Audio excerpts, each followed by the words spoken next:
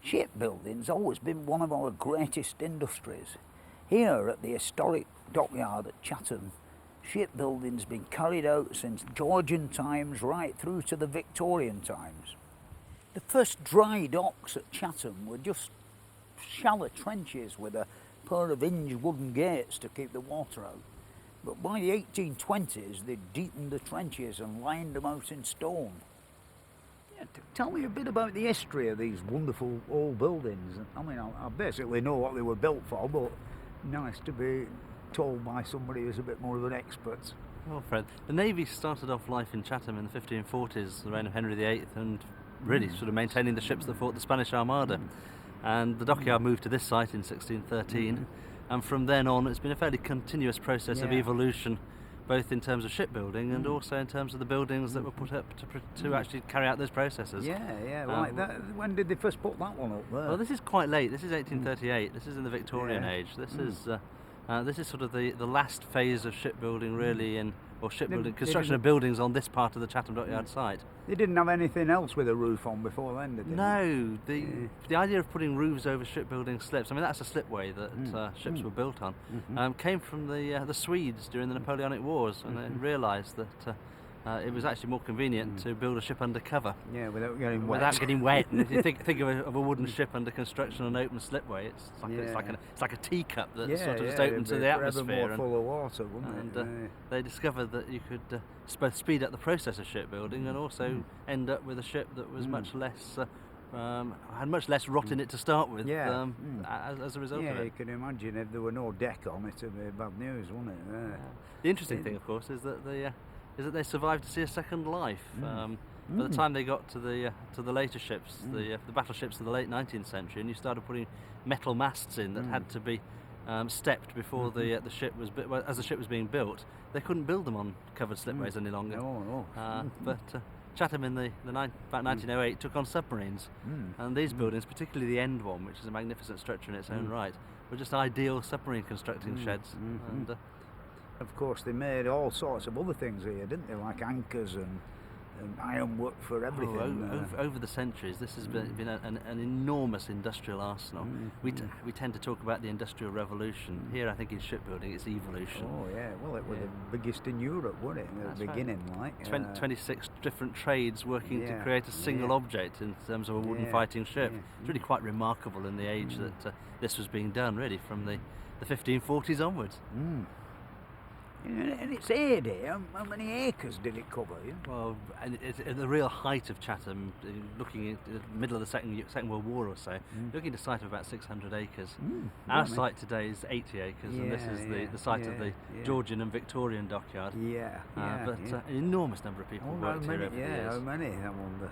Well, at the height of shipbuilding, say in the age of sail, we're looking at about 1,700, 1,800 people working here. Take it forward to the latter years of the Second World War, you're looking at a workforce of about 17,000. I suppose at times of war it'll get even busier. Well, it does, and there's great peaks and troughs. But of course, the thing about the Royal Dockyards is that they were there to prepare ships for war and maintain them, and the skills base was the most important thing here. So they did tend to have fairly high levels of employment even in times of peace, and be a major training centres for industrial skills. I mean, the main trade here, of course, was shipwrights, working in the early days in timber, creating these most complicated structures, wooden fighting ships. And then with the advent of the Industrial Revolution and iron and steel coming into the dockyards, the shipwright skills moved into iron and steel. Then you've got other trades like engine fitters and boiler makers in. But they say that there's 26 trades to build a wooden fighting ship. And they ranged from the people that cleared the bottom of the docks out through to the very skilled ship designers that were involved. At the time, they must have been like some of the largest spans of roof in all of England, you know, possibly all the world. That's a very, very big structure, and they were very important. There's a very important line of buildings there. The first one, the wooden one that's immediately behind us here, built in 1838, entirely out of timber, built really by shipwrights and designed by shipwrights in a way that you build ships with. Then you can see the advent of new materials. This is the point, really, the 1830s, 1840s, where the Industrial Revolution is racing ahead, and the next 3, 4, 5 and 6 are built out of cast iron. Very, very slender, built by eye, built by design. I don't think technically they stand up on a modern structural engineering computer program and tell you if they fall down. But they're tremendously important structures, and in their day they predated the Great London train sheds. I remember reading about this one when they first built it, the wooden one, how they sheathed it in paper and tar, you know, it should be eckish, inflammable. You know. It's a bit like in Lancashire, the pigeon flyers used to do the pigeon lofts like that when they come to Fort Tarfelt. Oh, I think the Navy was probably in the same state in the 1830s. They lost a few because of that covering in different parts of the country, and then reclad this one very quickly in what turned out to be zinc. That's restored a few years ago. It's a lovely site. Yeah, I know, I've been inside. Beautiful. Especially that crane up in top, you know, that's interesting, isn't it? So it was converted to be used as a boat store, and you can see, the great thing about these buildings, you can see how purpose and role cause changes and progressions in them. We go back a century to the timber frame building behind us. That again is another sort of spectacular example of buildings built out of the shipwright's art for a particular purpose. I mean, it's a set of mast houses, a lot of reuse of warship timbers. Yeah, there is. Everybody's always said that the Navy had this policy of reusing timbers taken from ships that had passed their sell-by date for operational reasons. You can see it on this site in the buildings and structures. Some of them beautiful brackets are more ornate than others, aren't they? Better quality boat, like nice beading work around the edge. Ships' knees, mainly from sort of the gun decks and things. But these, of course, were the spaces that men lived.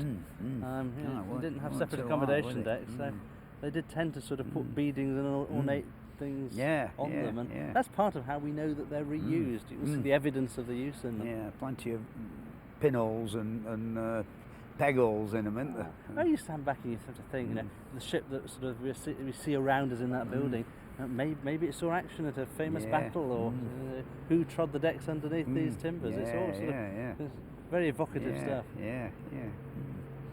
I know that shed over there I went in, I wish it were mine. I wish I had it at home, you know. We're very fortunate in the range of buildings here.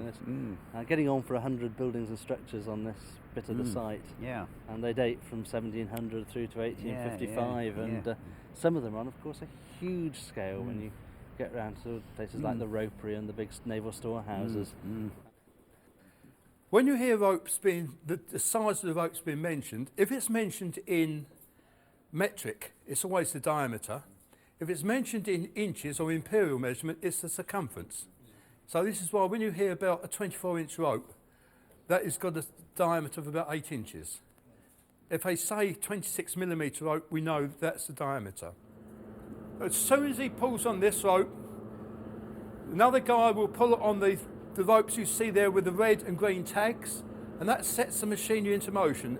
You can hear the electric motor running at the moment, and that will drive this drive band.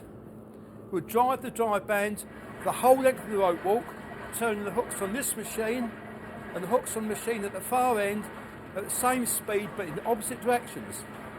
You'll see the rope maker there, you'll hold on to the rope, it will feed it until it gets the right tension. Not only will he feed it, he'll look at his watch, it will time it. Now once it's been timed, the machinery is stopped, he'll wave his arm up, the machinery stops. The strands that have already been hardened up will then be transferred from 3 hooks to a single hook. So you've got 3 hooks, they'll be transferred to a single hook. What will happen then, that top cut will come up, which you will see, and the top on it will be placed between the yarns. Once it's placed between the yarns, the machinery is then restarted and the rope is made as it's pushed along. You'll see the rope coming out the back. Now, normally, I didn't mention it, to make a rope you need 3 strands. So you've got 6 strands on this machine, so I know they're going to be making 2 ropes. Each rope they make is 220 metres long, that's 120 fathoms.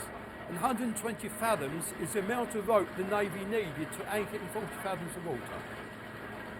That's 720 feet, roughly. We make rope from a number of fibres.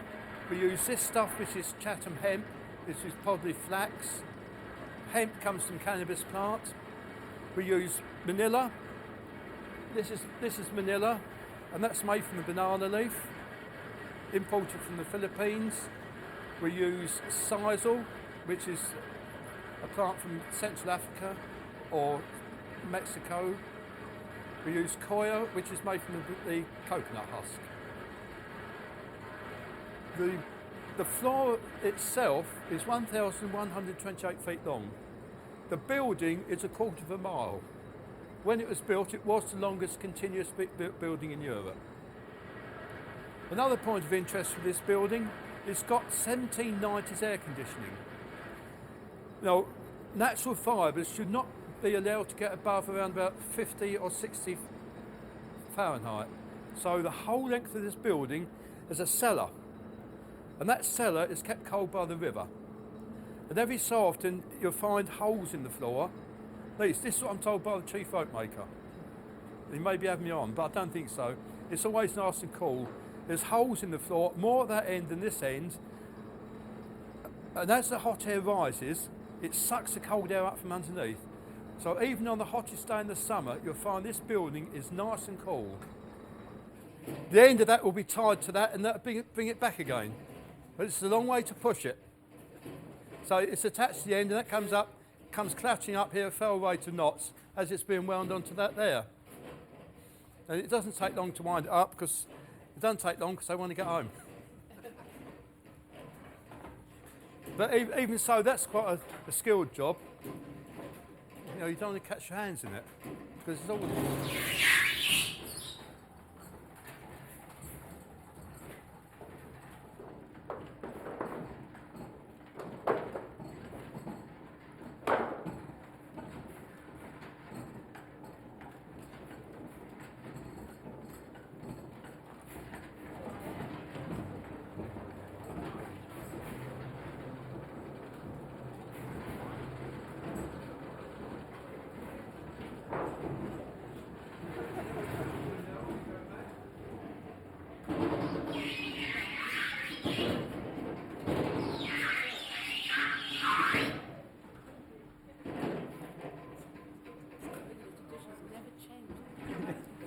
Costs you £199 at the rope works. You just made it in, what, 10 minutes.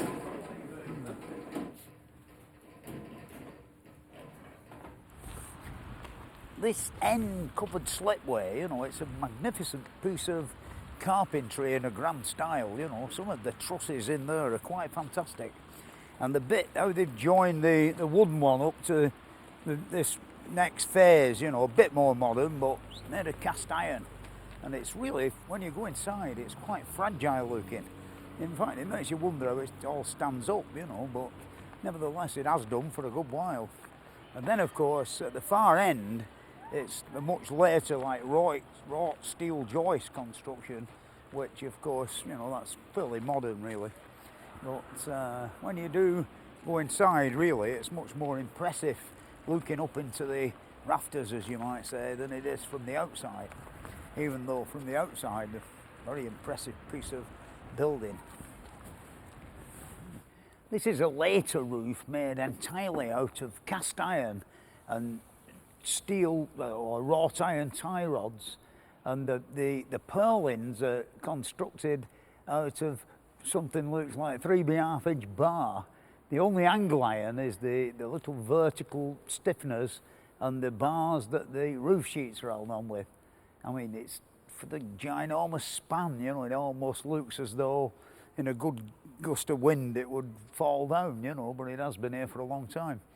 I mean, what it consists of, the vertical H-shaped cast iron pillars, and then the springing cast iron trusses, like I said earlier, all together with the tie rods for diagonal bracing, and then the purlins going across, made from 3/2 inch bar.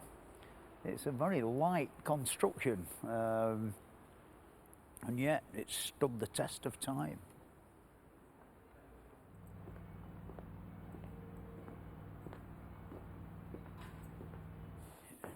This is a wonderful shed, you know, it's been cobbled up out of bits of ships and all sorts of things, you know. They never really threw anything away, I don't think, you know. Like if you look closely at the end of the roof trusses, there are things called knees out of, when you see a raging battle at sea, you know, in Nelson's time, they're the things that held the deck up, you know. And down the other end, there's what's reputed to be the cabin off a sailing ship. It's a really interesting place, you know. I wish it were mine, you know, back home in Bolton. First thing I'd reinstall is the line shaft that once went along there. You can see where the bearings have been, about 10-foot centres. Also got some wonderful shelves that are sort of hung up on hanging brackets, evidently made to take quite a bit of weight with the thickness of them. All very interesting. And all made out of second-hand stuff, you know, even the iron's been used once before, because there's one or two of them with a few holes in, you know. I believe it ultimately ended up as the wheelwrights, you know. I don't know where the wheels come in boat building, but nevertheless, they must have had them.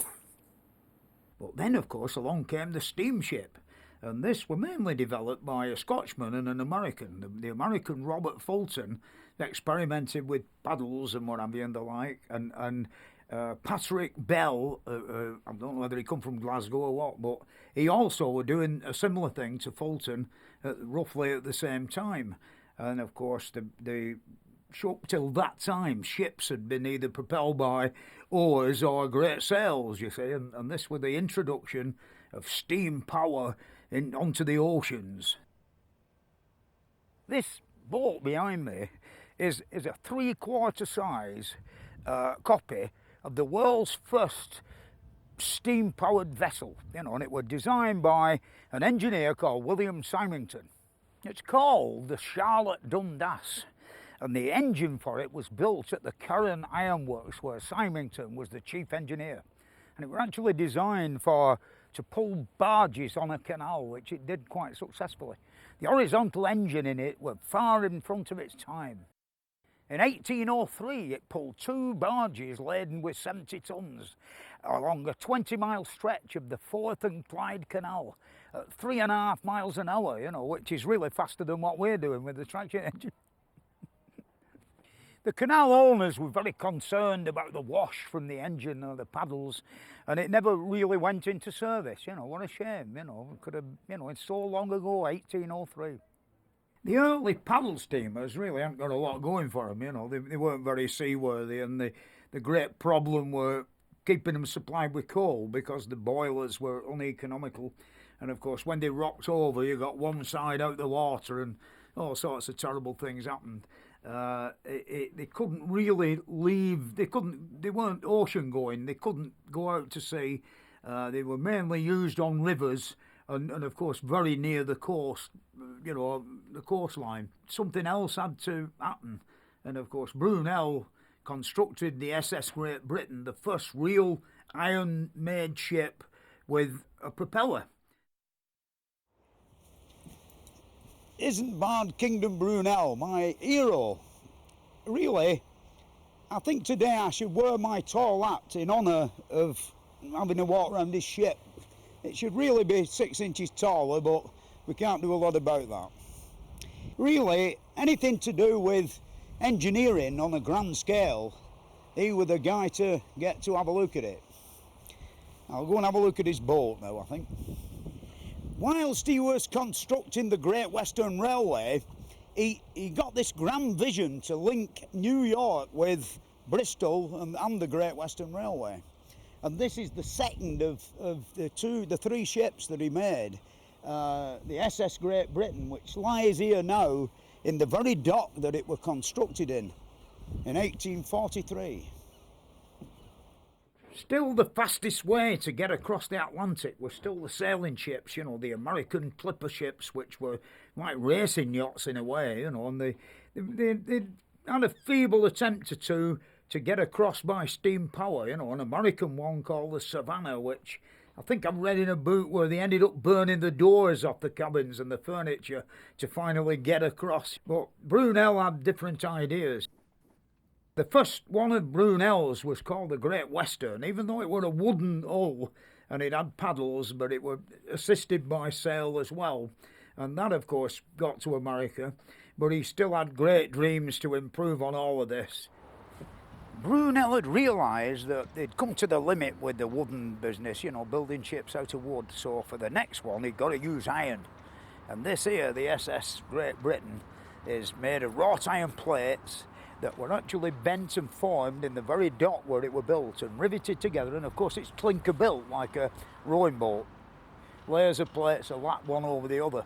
And I think they're about 6 feet long and about 2 foot 6 deep. That is about the biggest weight at the time that could be lifted up on in like a bloom, as they used to call them, and shove it under the hammer, flatten it out into an ingot, and then shove it through the rollers and make it into an iron plate. When the bloom had passed through the rollers several times, you know, and it terminated as a long iron bar or a piece of angle iron, or any fancy shape you wanted they could do, really, like half rounds and all of that, octagonal shape pieces they're making nuts out of. And of course this bit here is a plate that would be very similar to the ones that the SS Great Britain were made from. In the middle of the 19th century, they actually made about 3 million tonnes of this stuff every year. And of course it furnished all the locomotive works, the shipyards and everything.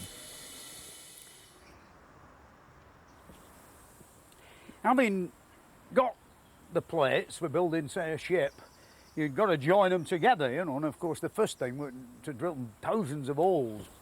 And I think that a lot of it were done while they were flat, you know, on the floor, but this creation here is what's termed as a ratchet drill, creation of the devil. And this is like a very laborious way to drill holes by hand through, say, 1.5 inches of iron or 2 half-inch plates. And of course, as you can see, it takes a bit of doing. And of course, then when they drilled all the holes, you've got to do the riveting. But unlike my feeble efforts, they'd have an army of blokes. There'd be one man on the furnace, on the forge, and one man inside holding up, and the other guy with the hammer. So as soon as it appeared, he could put the head on. I know some would, after a day of doing this, you wouldn't have to go to the L Club, you know, for any exercise. Aye.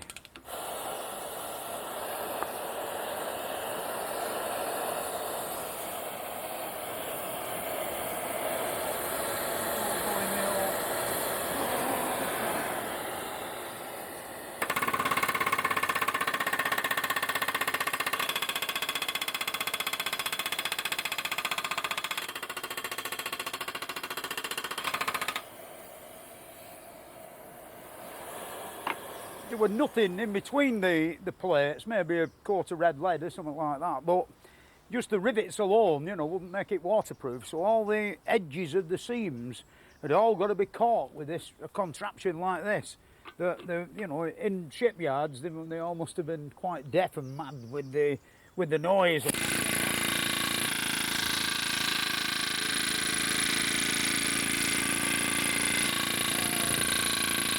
You can imagine, you know, 500 or 600 blokes in all of a ship all with one of these. We must have been like bedlam and all.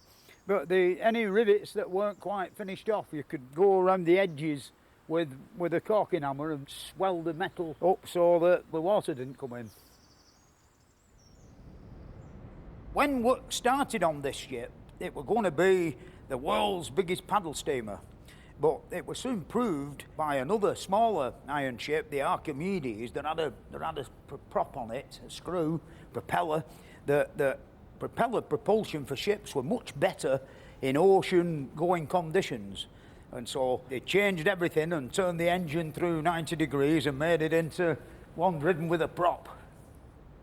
When the Queen visited the ship, Brunel gave her a guided tour of the engine rooms and showed her how it all worked, you know, and she's reputed to have been amazed by the sheer size of it all. Yeah, Here I am down in Mr. Brunel's engine room. And this is Roger, who's the chief engineer. Hiya, Roger. How are you doing? Right, you see, you've got the crankshaft installed. Yes. And like, I see, the other thing is the original construction were timber and iron plates on each side, and nuts and bolts passing through it. Because, of course, I suppose great big castings then would have been out of the question. I can see you've reproduced quite a lot of that. Yes, we've done it the opposite way around, actually. Metal, but wood cladding, but it will look exactly the same. Yeah, well, as it looks the same, nobody can tell. Yeah. There must have been a moment in time in 1843 when it got to a stage like this, when there were a load of little men beavering over it, fixing it together, eh? It's a bit of an haunting feeling that somewhere in this very spot that happened there. Yes, we're following in someone else's footsteps. Yeah, them two wrought iron pillars would possibly be there then, wouldn't they? Yeah. So you got how many boilers is there? There's 12 aside. Yeah, 12 fire holes. Yeah, well, which is what they call a double-fronted boiler. Yeah, same the other side. To the side. Yeah. So that'll be quite some fire in there. Yeah.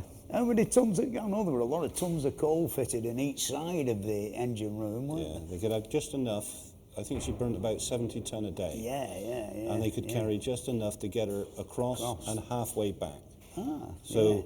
If they had a good normal run that they could use the sails, it was always quite enough. Yeah, subsidise the coal bill.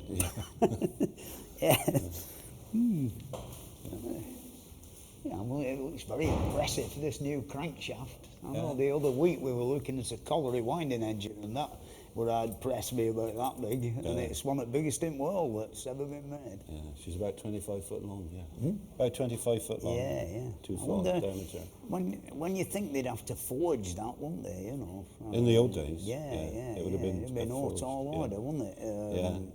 To make something that big in them days. A little bit easier to make it these days. Oh, well, it's the modern world, isn't it, you know? Really, they say we're knackered, but they still make good things in Sheffield and places like that. Without a shadow of a doubt. So you've got like a mock-up for the connecting rods so you can get it all right. They must have done something like that, because you could never do it on drawings and have it all fit perfect, could you? I would have thought it would have been very difficult. Well, even Forth Bridge, they measured that last bit, you know, stuck it in between. I bet Isambard did a bit of that, you know. As you walk around it, you can see what a huge engineering project it was for its day. As well as being the first to use steam power, it was at nearly 2,000 tons. The biggest and heaviest ship to have been built up to this time. And of course it sailed across the Atlantic in grand style, you know, they didn't have to burn any doors or resort to burning the furniture. In fact, I think it had a bit of coal left when it got there, which were all to the, you know, praise of Mr. Brunel. At the time of its building, the SS Great Britain was something of a landmark in ship design. Only one problem, you know, persuading the general public that the thing wouldn't sink when it crossed the Atlantic. I mean, its maiden voyage passenger list only amounted to 50 people, and it really were never a success, you know. This ship is responsible for taking the first cricket team all the way to Australia, and they won, I think, 15 games when they got there. They've never done that since. The other thing, it did go to America on a few occasions, but it had rather a sad end in the South Atlantic at the Falkland Islands, where they used it as a coal ship for supplying our illustrious steam-driven navy, and it had it was sold on various occasions to different ship-owning companies, who made it eventually into a sailing ship, and it was in the 1970s. It was still stuck in the Falkland Islands. But even his bridge just upstream he never saw finished.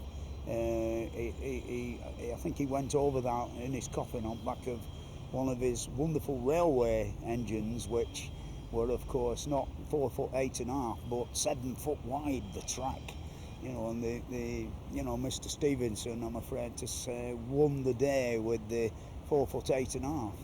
I often think, and so do a lot of other people who are interested in railways, what would it have been eventually like if they'd have maintained the 7-foot gauge of locomotive?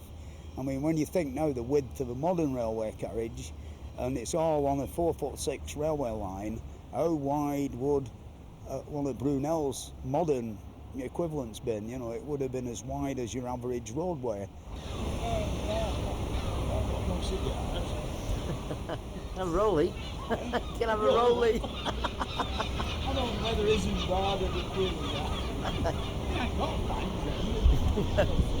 Maybe they invented them.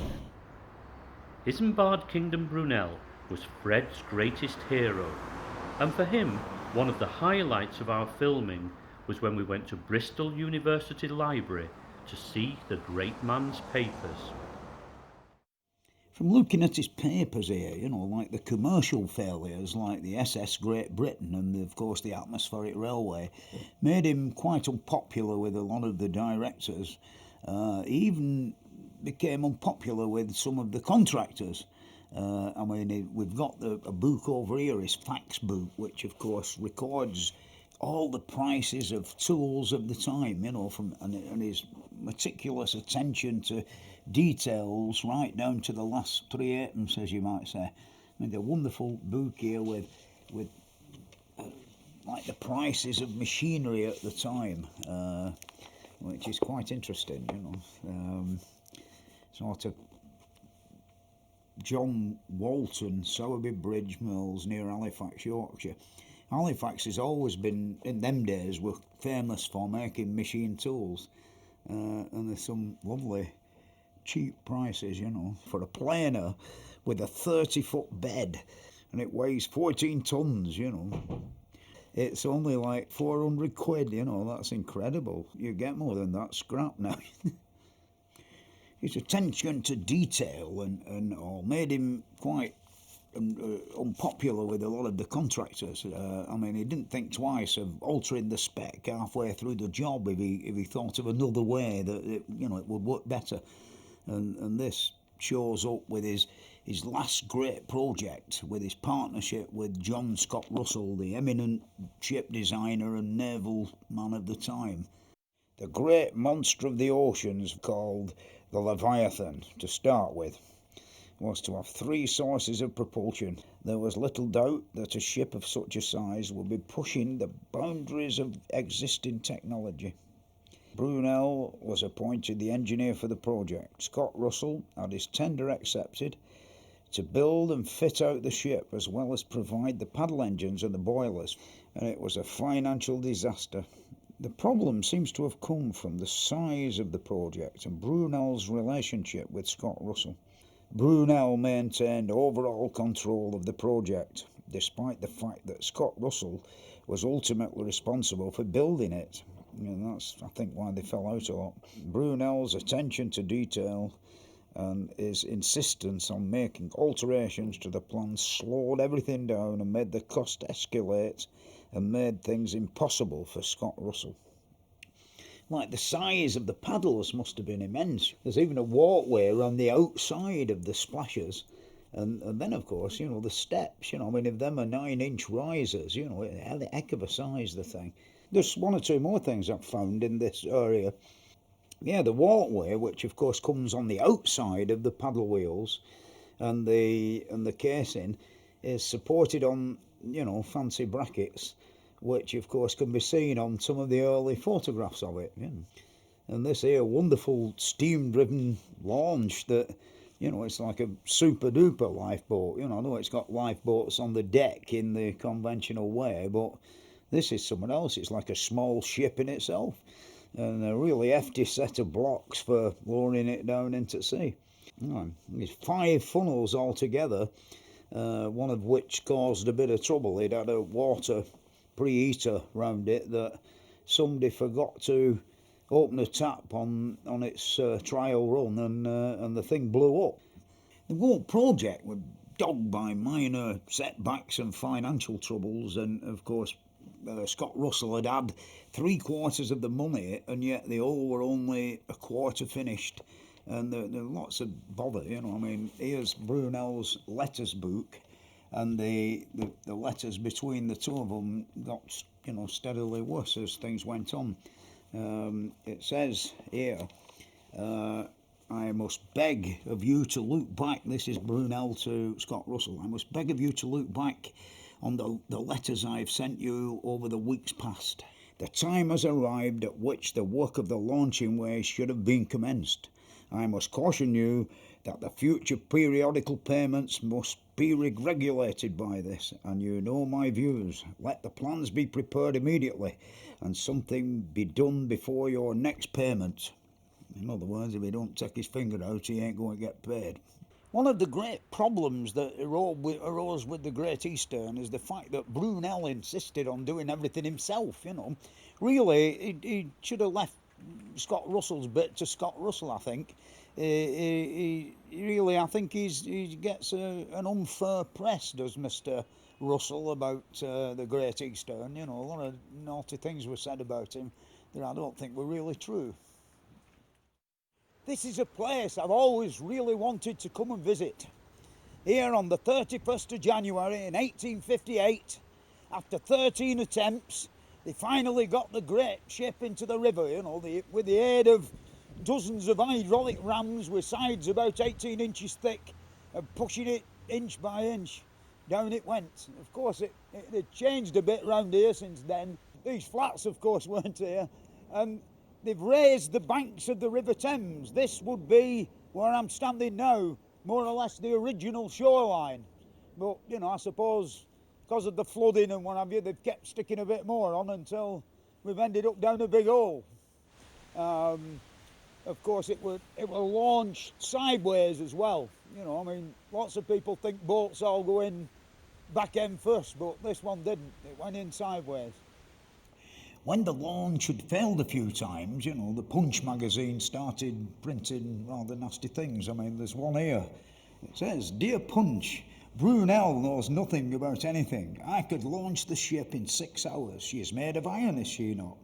Well, I would cast at Woolwich and place on the opposite side of the river 10 magnets to be prepared under Mr. Faraday's direction.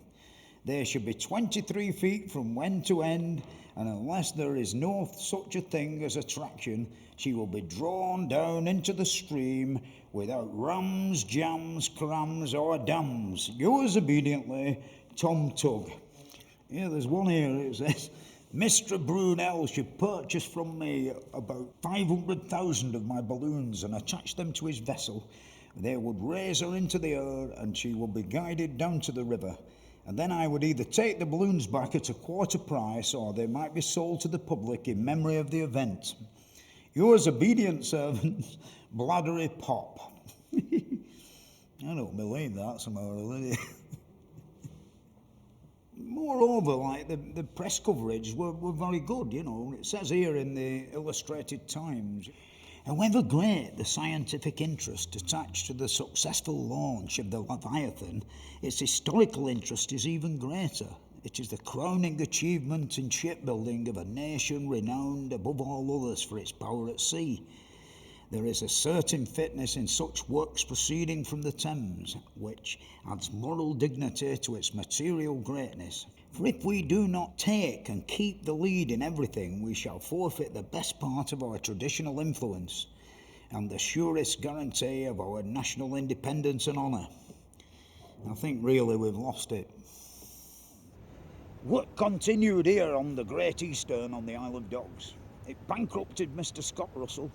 Brunel took over, and with all the troubles they'd had building the damn thing, and no less than 13 attempts to get it in the water, and over a period of 3 months, it made poor Brunel, it broke his spirit and made him ill.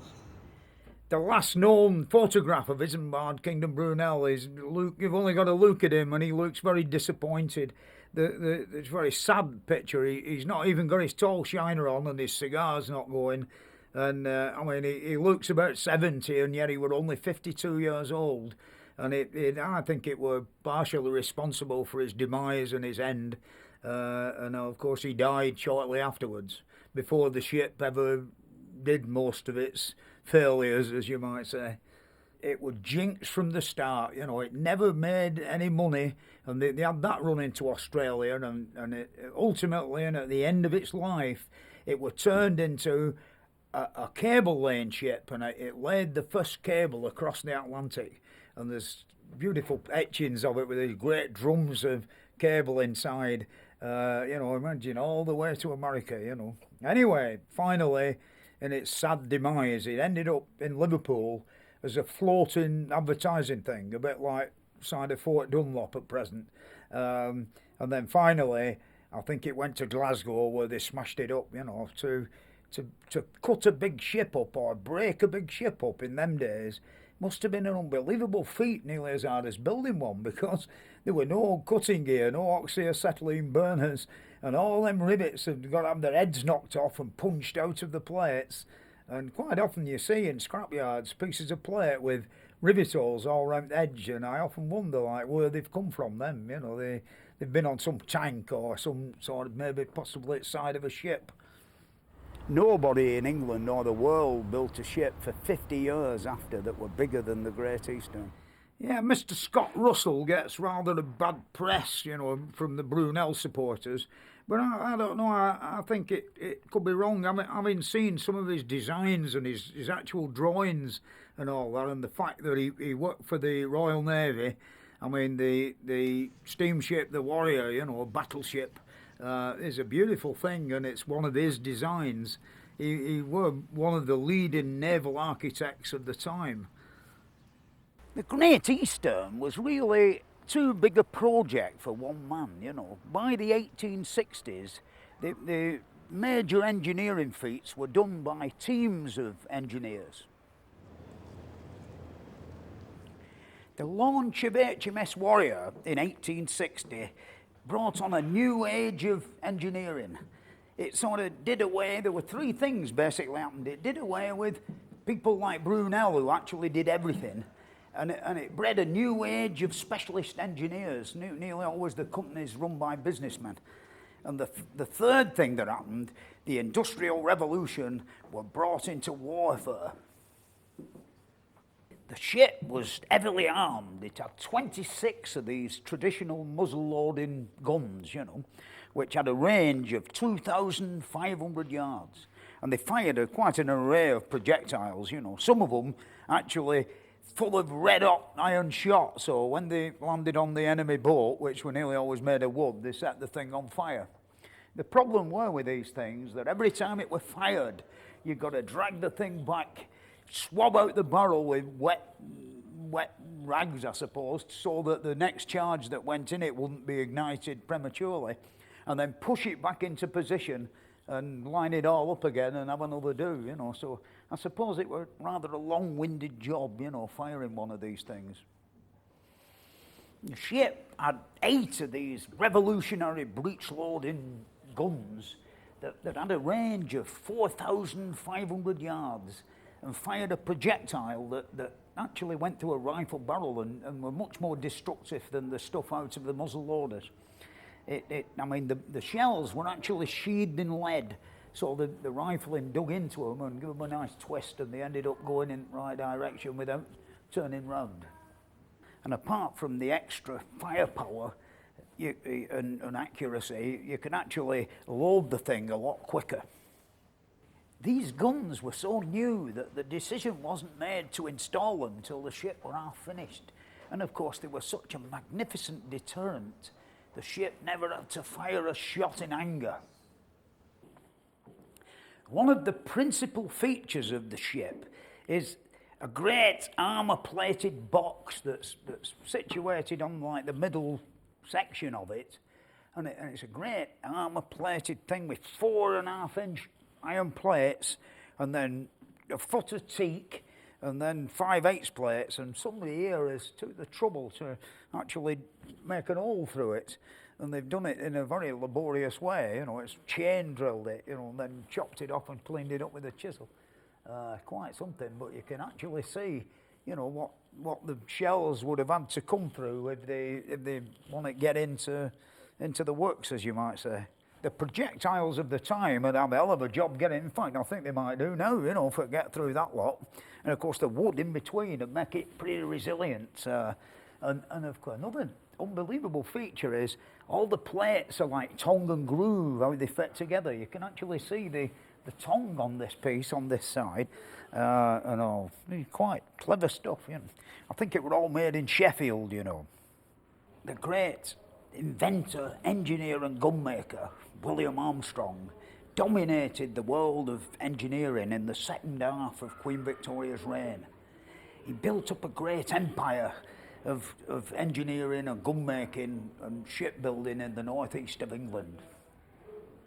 By 1867, the Armstrong Company had begun to build iron warships, and in the first 15 years they built 20. And in the last quarter of the last century, you know, they became like world leaders in armaments and warship building.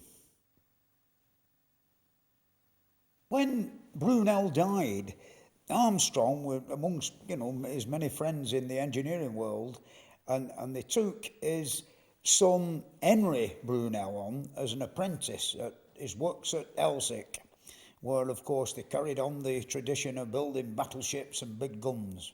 And this one here is one that they made for the Japanese Navy in 1901. I must say, it looks very nice to me. When you look at a modern ship and you can see all its ribs and crinkles and horrible welding, and you look at that, you know, sort of something about it, isn't there? Like really, when we built that, we led the world, I think. The Japanese Navy were amongst the best customers of Armstrong's shipbuilding plant, and by the beginning of the next century, when they went to war with the Russians, over half the Japanese fleet had been made here at the Elsick Works on the River Tyne. Most of the Russian fleet had been built a bit further down the River Tyne by Hawthorne Leslies and Swan Hunters. Of course, it must have been great fun on a Saturday night up the pubs of Newcastle when the Russians had blown one of Armstrong's out the water and Armstrong's had blown, you know, it was a bit like rival football fans, you know, it must have been quite an age. For mass production on this scale, great advances have been made in machine tool manufacturing. And of course, one of the most important was the hydraulic riveter. I mean, when you look at all the railway bridges and all the millions of rivets, most of them would be put in with a contraption similar to this. Armstrong's Elsick Works would have been full of these things, and of course they work much smoother than the percussive sort of way with compressed air and a gang of blokes with sledgehammers. I mean, on the piston in the cylinder, there's about 20 tons pressure, you know, sort of, I don't know, 3,000 and odd pounds coming down the pipe to the piston. Thing is, it were a lot smoother, more controllable, and of course a heck of a lot quieter. You wouldn't have been able to hear anything other than the clang of bits of iron in the Elsick Works, because it would have all been worked by an accumulator and not, you know, a fairly modern engine like I've got. Mr. Armstrong's works, it wouldn't have been as crude as this, you know, the power source would have been a long way off, and of course the riveter itself would have been hanging off an overhead crane, you see, and the riveting men had signalled to the crane driver, you know, up a bit, sideways a bit, so you won't have to do all this that I'm doing now. Which I don't really mind, it's quite good fun. Stay there.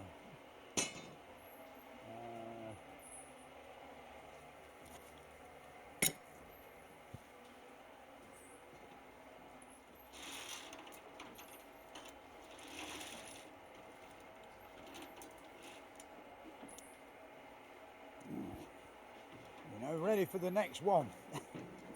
I think it might have been quicker by the percussive method, you know, because you know there were 3 of them at it, one getting the rivets hot, one shoving them in the holes, one holding them up, and then another guy with the hammer at the other side. So I think in the Guinness Book of Records there's an Irishman in Ireland and Wolves who did something like 8,000 rivets in a day. You know, it must have been a sort of an Olympic riveting feat.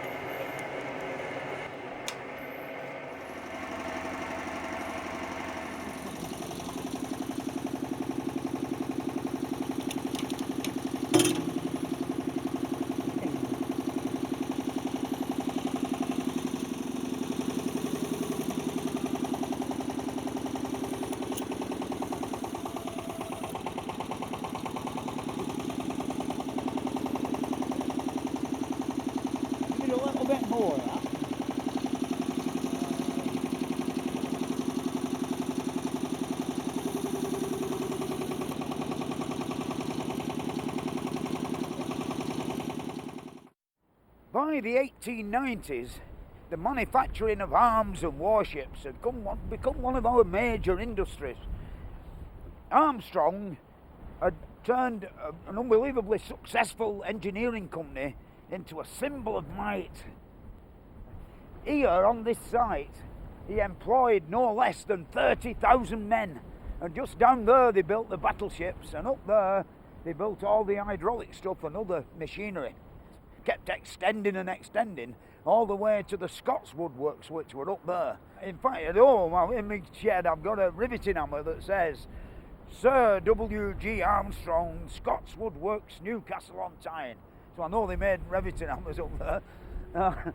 What an empire it must have been, you know. I mean, when you look now, there's only one ship inside, a two-masted schooner over there. Nothing, you know, all gone. All this modern, I don't know, or is it, you know, officey. But steam power was also starting to be used for much smaller and lighter craft. The industrialists of the northwest, the iron ore men, you know, from places like round Wookington and that way on, and Egremont, they built their own beautiful wooden, solid mahogany steam launches that they had on Lake Windermere, where they had the nice grand houses, well away from the smoke and the trauma of everyday digging iron ore. And of course they used these for getting down to the railhead so they could catch a train to Manchester or London or wherever they wanted to go. And a lot of these have been preserved, and they're all in a great museum at Lake Windermere. Back in 1845, the year that the Great Britain first sailed from Liverpool to New York, the first steamboat was launched on Lake Windermere. Here at the Steamboat Museum you can see a collection of boats from the great age of steam on the lake, including Snyder's boat, Esperance. Ah, well then, this is it. This is it. Mr. Snyder's steam yacht. Yep, it was his twin screw steam yacht. You can see called Esperance. Yeah, it's been quite a thing, hasn't it? When it were well, it's still an interesting piece of tattle. Oh yeah, very. You can imagine how beautiful it were when it were knocked up. Yep. You know what sort of wood's underneath that paint? I believe it's it's planking. Yeah. And I believe it's probably pine. Yeah. But it's painted inside. Yeah. And it's they've never had like the raw material showing. No, that's right. That's right. I know. Yeah. And where were it built? In Scotland? It was built up in Rutherglen on the Clyde in Scotland by a company called Seath. Yeah. And was brought down to Windermere to be Henry Schneider's commuter boat. Oh, did they get it here? Like, you know, well, they sailed it down the Irish Sea. Yeah. And brought it into Barrow. Yeah. Loaded it onto a railway wagon with a steam crane. Yeah, yeah. And then brought it through on the railway to Lakeside, which is down at the foot of the lake. Bit of a job getting through some tunnels, I should think. Yeah, well, it was. I mean, Henry Schneider was a very powerful man, both from his iron and steel interest, but also from the Furness Railway point of view. And they singled the line through the bridges and over the bridges and through the tunnels so that they could get it room through on each side. But he was powerful enough to say do that and then put it back to double lines again. You know, he couldn't have been that bad of a fella, because I know I read in a book once that they were sinking this mine shaft somewhere in Barrow for the iron ore, and the money were run out, like, and they were really getting a bit desperate. And he sacked them all, and they said, well, you know, we'll do a week for now for you. And in that next week they hit it. The best seaman, bloody iron ore in Barrow in Furness. That's right, yeah. And it made them all rich. It was a massive deposit that they came across. Yeah. And of course, really, that was the beginning of his empire in a way. That's right, and him becoming an extremely wealthy man. Yeah. She was built in 1869. Yeah. And she's still in pretty good nick. Oh, yeah. But we'd love to get her back into steam again. Yeah. If we could find the steam engines. These are beautiful, aren't they? You know. Yes. Sort of, you can imagine all them twinkling in the early morning sunlight as he were steaming along. That's right. As he went off to work, because he used it every day, of course. Yeah. And he eventually, as he became wealthier, bought a house on the lake here at Windermere. And it was the Bellsfield. It's what is now the Bellsfield Hotel, just above Bowness Bay there. And Esperance had her own pier, and every morning he commuted to work in Barrow. But he did it in some style. Because he came down from the house to the pier. Esperance, steam up ready, waiting for him. His butler walked down with his breakfast, that's it, on a silver tray. And they came on board, and Snyder went into the saloon to take his breakfast. They cast off and away down the lake, which would probably be about 5 miles down to Lakeside. And what a lovely way to start the day. Wonderful. And when he arrived at Lakeside, train waiting, his private carriage, and his secretary on board. So he started work from the moment he got on the train. And went into Barrow and got on with the job. I'd have liked the job of fire beating on this. It's been wonderful. Very pleasant in winter, but could get pretty hot in summer, I would imagine. I would think so, it was powered by, as far as we know, a pretty unusual steam engine. It was an inverted V, because it's a twin screw. Two cylinders at top and one for each side. Working down, driving each shaft. The hull was designed, perhaps this is a reflection of the harder winters they used to have in Victorian times, but the hull was designed to break light ice. So she was a bit of an icebreaker as well when required. It's a shame, innit, that the engine, nobody knows where it is. That's a bit sad, that, isn't it? If anybody knows anything, we'd be delighted here at the museum. You never know. There could be some old girl around somewhere who remembers it being put in a sawmill or something like that. That's what they used to do. That could be. I mean, we would love to get her back into steam again. And this the Raven. What's that one? This is the old Furness Railways cargo boat that plied round the lake, delivering goods and barrels of beer and whatever people needed before the roads were any good. Anyway, do you want to go and have a look, Fred? Has it still got an engine? Yes. It's interesting to have a look at that. Oh, thank you.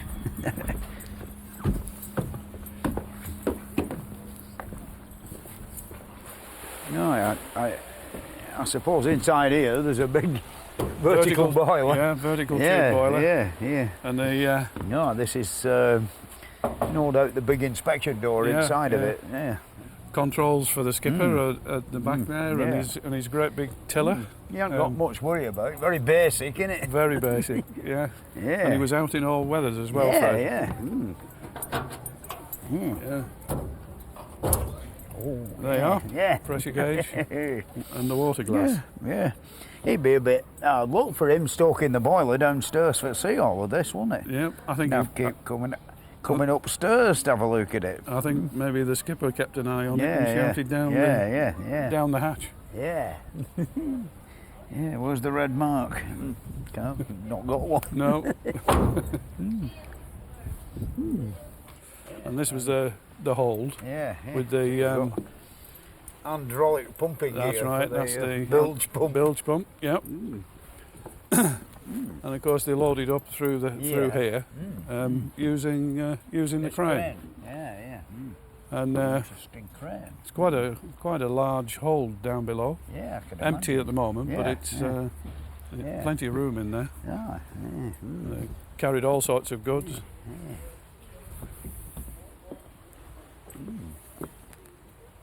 Made in Warrington, eh? Yeah, there are stories about when they were delivering beer. Like in the barrels there. They had a few samples on the way round. And, well, you couldn't really blame them, could you? No, but the story goes that the crewman had to be lashed to that if it was a bit windy, because there's no handrails. He might fall overboard if he's not careful. So there's quite a bit of history. 10 years before the mast, 10 years before the crane. That's right, or tied to the crane. Quite nice, isn't it? Yeah. Yeah. Oh. Oh. Can you see down in the hall down here? Can you? Is it? Yeah. Oh yeah, yeah. There's plenty of room down there, isn't there? Yeah. It's all boarded out and. Yeah. Oh, the crane goes straight through to keel, doesn't it? That's right. Yeah. Yeah, it looks pretty good inside, doesn't it? Yeah. Not a lot of rust about. No, we pump it fairly regularly, but it doesn't take a great deal of water. No. It's fairly watertight. Oh, good morning, Captain David. How are you doing? Good morning, Fred. How are you? You should Nice say to welcome meet you. aboard. Welcome aboard. Yeah. Have you got the kettle on? Yes. Very good. Yeah. Kettle's well away. I see you've got one of my mate, Mr. McEwen's boilers. Yeah. Yes, that was made in 1990. Yeah. Oh, it's a new one, isn't it? Yes. Yeah, 27 years old. Yeah, I just saw it moving then, you know. Complete silence. Wonderful. Yeah. What year is this? It is 1911 on the engine plate there. Yeah. Sissons. Yeah, it's beautiful, isn't it? Yeah. Somebody told me you were a teetotaler, this Sissons guy, you know. Yes, he was. Yeah. He didn't like selling engines to breweries and things like that. Yeah, apparently so. Well, the safety valve is a lifting. Shall we take off? Have to inject a little water. Yeah. Have injectors on these. Rather than that. That's all right. Yeah. The first timer. Yeah, you simply take the water straight out the lake. Yeah. Yeah, it's supposed to be a bit acidic, isn't it? Or something. Slightly. Yeah. This is the famous Windermere brewing up a kettle. That's right. Brewing up kettle, isn't it? Yeah. Looks off the steam coil in the water. Yes, Yeah. basically a clarifier, really. Ready for the typhoon. That's right. Yeah. Will it get us back in time? These 3 buckets. It will actually. Yeah, it's very economical. Yeah. It's like, is it a triple expansion now? Is it termed as? Yeah. 3 cylinders. Yeah. Low pressure through. Yeah. Through. Oh, sorry. High pressure. Yeah. Through and 2 intermediate to low. And then a low pressure one. Yeah. The big one's the low pressure That's one. right. Yeah. No, you used to be on submarines, didn't you? I You did. used to have them, didn't you? Big wheel spanners. Yeah. I once went to Gosport, you know. Did They you? give me one of them. Yeah. Very handy. Yeah. Yeah. The beauty, people don't realise these engines, they're like that on sea because you can get at every bit of them, can't you? They're not enclosed and you don't have to pull the bloody think bits before you can get to the bits that matter. The boat was built in 1911, contemporary to the engine. Built at Shepherd's, down at Bowness. We'll pass Shepherd Yard as we go down the lake. Yeah, it's I like these beautiful corners, you know, they're made then, Oh, aye. Work of art, really. Yeah. It cost a fortune now. Oh, they would. Yeah. It's probably no more than about £2 a foot when it was built. Yeah. Well, it used to come from America, didn't it, and places as ballast on ships. Right. And people don't realise that, do they, about mahogany and all that sort of stuff. Yeah. It's a 3-cylinder triple expansion effort, isn't it? Made by Mr. Sissons in 1911. Yeah, it runs well, doesn't it? It does. Yeah. It's a lovely engine. Yeah. Very economical on steam. Yeah. Have you only got 2 injectors for putting the water in the boiler? Yeah, just the 2 on the front of the boiler there. Yeah. Inject straight out of the lake. Yeah. Right, I see it's been made by my mate, Mr. McEwen, that boiler. You know, I know him. Who made it? Yeah, that's a 1990 boiler. Yeah, I know. The engine outlives the boiler. Oh, well, they're well known. 20 year and they're getting a bit goosed, aren't they? That's right, yes. Yeah, what sort of knots can you get out of it? Well, we go round the lake at about 5 Yeah.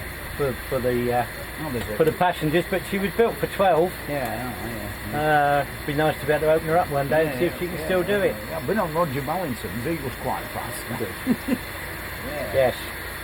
Yeah, there's a speed limit in there or something. There is in the centre of the lake, 6 mile an hour. Yeah. For the rest of the lake, she's unlimited at the moment. Yeah.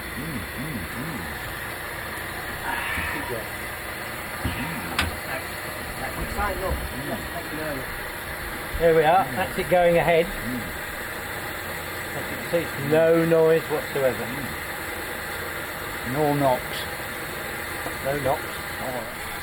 Right, really, when they say we've had bands, you can't really beat that, can you? It's silent. The only problem is raising steam is the only problem, isn't it? Well, yeah, it takes best part of 2 hours. Yeah, with this one to get steam up from coal. Yeah, £200 per square inch. Yeah. Yeah, I like one of them injectors for my traction engine. I like it. They only have one handle, don't they? They've not got like steam and water. You've got a steam supply. Yeah, from top. Up top. Yeah. Yeah. Into the boiler. And pushes it through this flat valve. That's right. Through here into the boiler. Yeah. It's quite a good system. Yeah. They're not in business, I shouldn't think, Mr. Sissons anymore. No, I think they went out of business in the 1960s, I think. Yeah. That's a shame, isn't it? It's a beautifully, it's like a miniature of Great Britain, isn't it? Well, that's right, and they did build engines larger than this for trawlers and small vessels, but of course. Yeah, a lot of people won't realise the reason for it looking so open is in the middle of the ocean, if things were going wrong, they've got to be able to get at it quick, haven't they? Well, that's right, yeah. Quick mend it. Yeah. There were a few enclosed reciprocating engines, but I think the majority were open. Yeah. Fast off.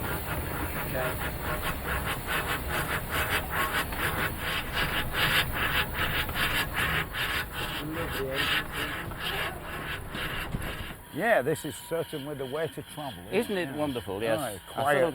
I thoroughly enjoy it, and all the public that come on it are knocks always... hello to one of them infernal combustion engines. Yes, on the plastic greenhouses that go up and down, yes. Yeah. The first bit of our trip that I point out is Waverley Hall, which is across there. And its place in history, that's where William Wilberforce came to stay at the end of the 1700s to get a bit of peace and quiet while he was drafting the anti-slavery bill. Oh, is it big up? One whistle to go ahead, and that's the rules of navigation. 3 going astern and 1's going forward. The islands are called homes. There's Rough Home across there. Yeah. And a lot of the names in the Lake District come from the Norse language. Because the Norse settlers here, they gave us becks and fells and gills and tarns and thwaites. And the islands are called homes, H-O-L-M-E. Is there anything on them? There's nothing on them. The one behind us, where we're going past shortly, Lady Home, it used to have a chapel on dedicated to St Mary. That's why it got its name, Lady Home. But when Windermere, because Windermere as a town came with the railway. Windermere Lake's always been here, but Windermere as a town came, and of course the railway company in their wisdom called it Windermere Railway Station. They were the ones who had the steamboats as well, weren't Yes, they were. They had the passengers? boats to link up from... Because you could buy a ticket in Grasmere, Ambleside, get on the steamer down to Lakeside, all the way to London if you wanted to. It goes at a fair rake of knots, this thing, doesn't it? Oh, it does. It goes along about 7 or 8 knots. Oh, yeah. Across there is the Fallbala caravan site, which of course I always show to the public. That's Lake District approved caravans, which don't intrude into the landscape. They're all painted green, I think. Yeah. A bit confusing when you come home at night, you know, which is my caravan. Oh, yeah. Right, all this woodwork, is it all original on this ship? It's all original on these boats. We have to give them a good scrape down and varnish about every 2 or 3 years. Yeah. And of course they're regular maintained, the engines, they have to be. Oh, yeah. The thing about a steam engine, as you'll know. Oh, I know quite a lot about Yes, steam you will do. engines. Yeah, you know that you've got to look after them. You've got, I mean, the boiler in particular. Oh, you've got to do the tubes on a regular basis. Annual inspection Yes. from the insurance company. Yes, we only get about 50 hours steaming on these, and then we have to do the tubes, which of course. Yeah. And the tubes, of course, have to be done rather like a vacuum sweep. Oh, have you got one? We got one in. We got one in there. Yes. Oh, you don't get black then. You do get pretty dirty though at the end of the day. Yeah. There's one thing about steam engines and coal-fired boilers. You usually finish up the day with black hands. Yeah. This is Lady Home on the left here. Yeah. It's like a solid lump of Yes, rock, isn't it? it sticking is. out? Well, there's quite a lot of dangers sailing through here, but now, of course, with everything being marked. But I should think in the early days, a lot of people crashed on the rocks. Yeah.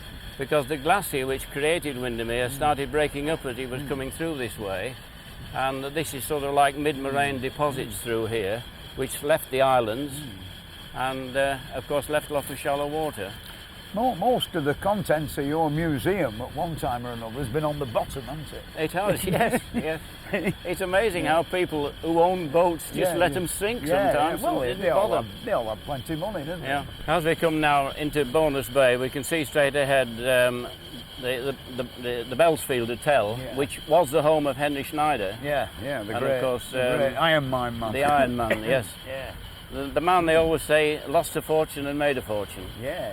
Well, I know a few tales about because the geologists told him that iron ore was on the Furness Peninsula, and they set about looking for it, but it was a while before they found it, and they more or less run out of money. It nearly went bust, yes, quite a few people were working just fired up by his enthusiasm, saying, you get paid later. Yeah. Well, there were no wrong with that. No. They won in the end, didn't they? They did, yes, they did. He found a lot. And of course it turned Barrow from a little fishing village into a town of 40-odd thousand.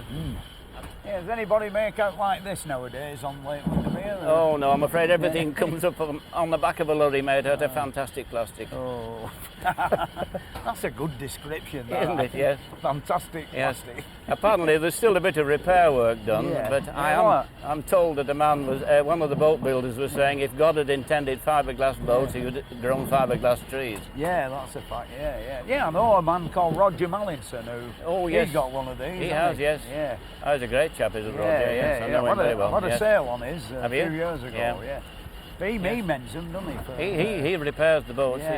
Makes engines. Makes engines, does everything really, does Roger. Yeah. Of course, he had rather a harrowing experience on the bottom of the North Sea in the submarine once. Yeah. Well, no, a diving bell. He sort of went down and rope broke. Yes. Yeah, and he was down there for a bit. He sort of got on the news for a short time. Yeah. Didn't know whether he was going to come back up or not. Yeah. So the largest island, of course, to the right is Bell Island, which was originally called Longholm. Yeah. And Isabella Kerwin came to live on the big house on the island, which has just been rebuilt. Yeah. And the locals called it Bella's Island. So Bell Island has stayed. And of course we always say it's an island named after a beautiful lady. The engine's running very sweetly, in my opinion. Going well. I'll repair to this stern and talk to my other passengers for a moment. I'll see you later, Dave.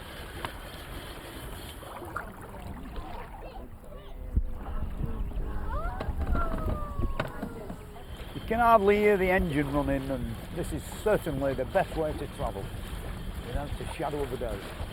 Beautiful. If I were rich, I'd buy one. Oh, David's back. Did you get a view of the house on Oh yeah, very beautiful. I like that roof. It's lovely. Beautiful bell shape. It's been completely rebuilt to the original plans. Why did it become like derelict? No, well they got a fire in the roof. And then they thought that was it, repair the roof. But with it being a round house, the whole thing started moving this way, so they had to go back to basics and start all over again. That's where the public launched the boats across there. Yeah. Oh, you can come and drag one behind your car, can you? You can even drag one, yes. You don't get charged for that? You get charged? You get charged, you do, yes. Because every mechanically propelled boat has to have a number on the side of it. And the only boats which have dispensation are these. Because we don't want to put plastic numbers on the side of lovely old boats. So we're excused. If I build a wooden one and varnish it, that'll be all right. Car ferry going across. Yeah. Oh, I didn't know you had one of them. Yeah. Well, it cuts the journey around the lake by, you know, about sort of, 19, 20 miles. Oh, yeah, I can bet, yeah. Aye, all these grand houses once must have been occupied by... Well, they always refer to this area here as being rather like the Beverly Hills of Hollywood. The people, the industrialists who are making money in Leeds, Bradford, Manchester, Liverpool, all came and built these lovely big houses, grand houses up here. And on the road down to Newby Bridge there across the other side of the lake, they always used to refer to that as Millionaire's Row. And of course those are the days when a millionaire was a millionaire. Yeah, well, you'd have to be a millionaire on one of these. Yes, you would nowadays. Yes, it would. Oh, it's lovely. Yes, instead of having the Porsche or the Mercedes in the garage, you had a steamboat in the boathouse. This is a lot better than one of them. Much better, yes. And they're still lasting. Look at this. 1911 and still going strong. Yeah. See the Windermere steam kettles on the boil? They are, yes. We'll have to brew up shortly. When we get to this point here, that's we call it Brew Up Bay as we come round here. Because we're going past the ferry house now, which was originally the ferry hotel, but it's now the headquarters of the freshwater ecology laboratories. And it's an important... take scoopfuls of water out. So they're testing, yes. That's one of the nice big long words I've learnt about the eutrophication of fresh water. I don't know what it means, but it sounds important, doesn't it? Well, I can't spell it.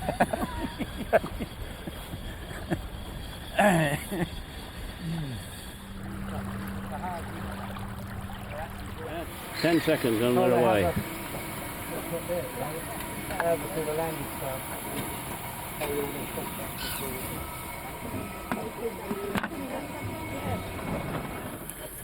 Okay, Fred, here comes your tea. Here we are. Biscuits and all. Ship's biscuits. Oh, very good. I've knocked the weevils out of them, so you're all right. I'm going to...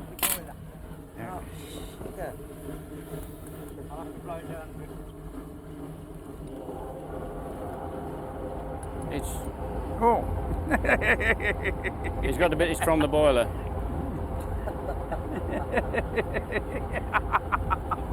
That's all that's happened. He's over. Joys of steam engines. Yes. You never believe this. It's like acid rain coming down out of the funnel. There's only one thing wrong with it. When it goes on your shirt, you can't get it off.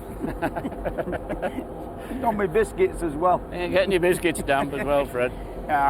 Everybody's got to swallow a certain amount of muck during the lifetime. If you play with steam engines, you get a lot. Is it raining? You get a lot extra than anybody else. I should really be holding my little finger up while I'm drinking. You should be, yes, yeah. Anyway, I hope the tea's to your satisfaction. Oh, it's very nice. Now it's got this sooty sooty flavour with it, yes. You admitted to dunk your biscuits. You dunk your biscuits, yes.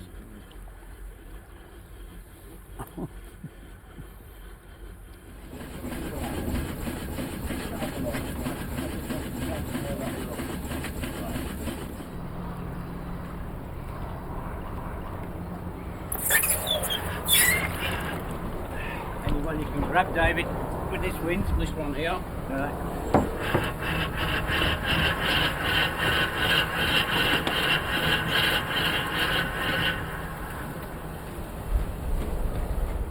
When he got back to the museum, Fred had a look at some of the other boats in this historic collection. It's been operating on public trips for the last 2-3 years, something like that, quite intensively, till we brought Swallow in this year. Restored Swallow last winter. and she's now had the load lifted off her a little bit because we alternate Swallow and Osprey. They're both lovely boats. They're sort of sister vessels, you know. Yeah. The other interesting thing is we believe that the engine that's now in Swallow was originally in Water Viper, which is across the other side there. Yeah. And Water Viper was built in 1907, but was converted in the 1930s to a petrol engine. Oh, yeah. So she looks like a steamboat. Yeah, yeah. Even out on the lake, because you inject water into the exhaust and a bit of steam comes out, but it's actually powered by a petrol engine. Yeah. But we believe that Swallow's engine, as is now, was originally out of Water Viper.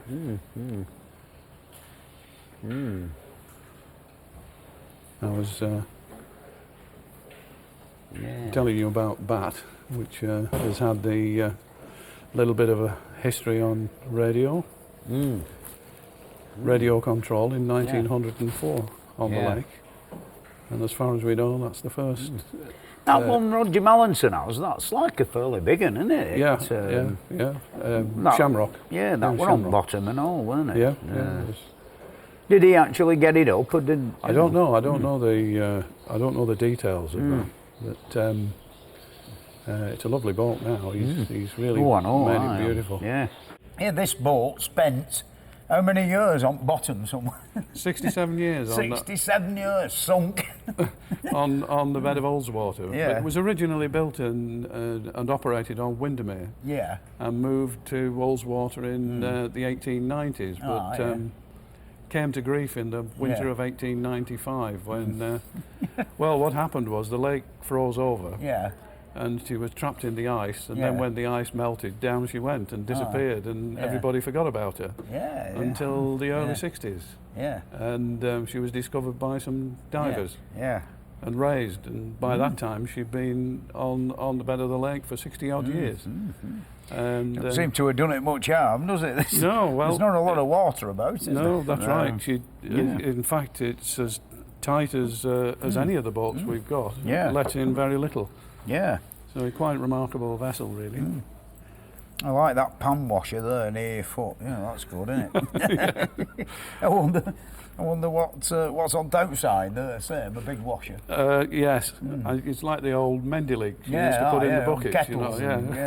Yeah. The engine was built by the local blacksmith. Apparently, who made a pretty solid job of it. He did, didn't he? It's the original. That was on the bed of the lake for 60 odd years as well.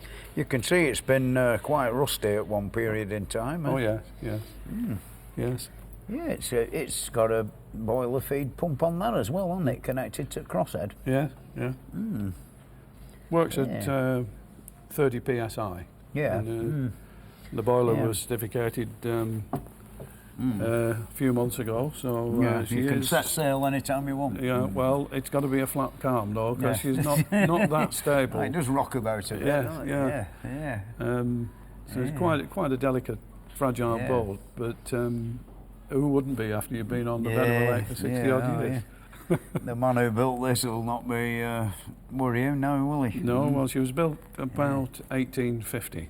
Yeah. Could have been a few years earlier, and it's claimed that, this was in the Guinness Book of Records at one time, that she's the oldest mechanically propelled boat in the world. Yeah, still sailing. Surviving, yeah. Like the dead weight safety valve, that's something, isn't it? Yes. A good basic engineering, that. Yeah. Foolproof. Yeah. And of course like she's them got... on Lancashire boilers, you know. Yeah. And she's got the famous Windermere kettle in the cabin there for the comfort of the passengers. Oh, we just had a brew on the house in the lake. Well, it's quite potent. Boil up the water in 10 seconds. Yeah. 150 kilowatts. A wonderful invention, them, really, aren't they? Yeah. Fred went back to Windermere a few years later for a cruise on the little steam yacht Shamrock, owned by his friend Roger Mallinson. Good afternoon, Roger. Have you got steam up? Oh yeah, blowing off. Yeah. We're ready for our trip round the lake. Right.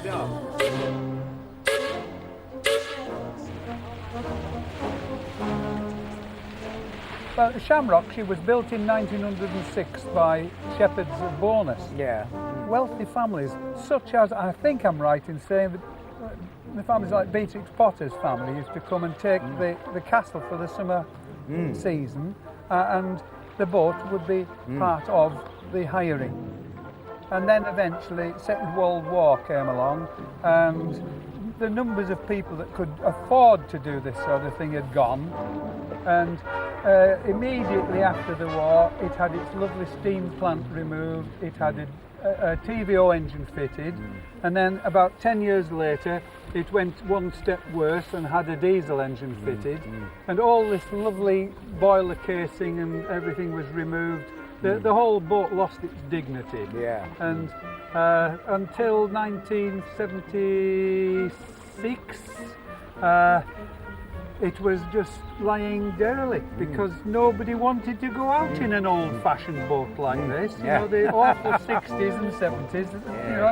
Old was not wanted. Wanted a white plastic. So it just laid around empty, no engine, no anything. It was just a hull.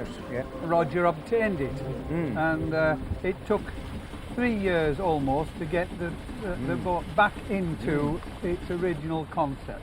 It's beautiful, isn't it? And it is the way to go, isn't it? It is. I mean, the modern diesel is very good, but it's not like this, is it? I mean, there's really no sound at all, is there? There's no feel, there's no motion, there's nothing. I believe you've finally mended my gramophone. Oh, I did, but it isn't a gramophone, it's a phonograph. Phonograph. It's a 1905 Edison Gem Mark B phonograph, and it's clockwise, a course, and it's got a lovely aluminium horn. This is new, that's new. The cylinder is made of wax, it's also 1905.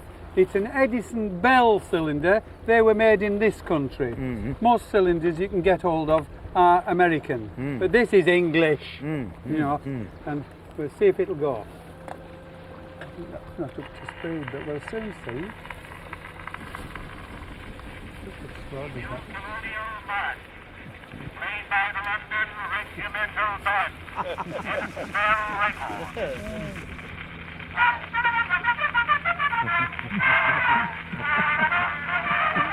You like it? No, it's wonderful, yeah.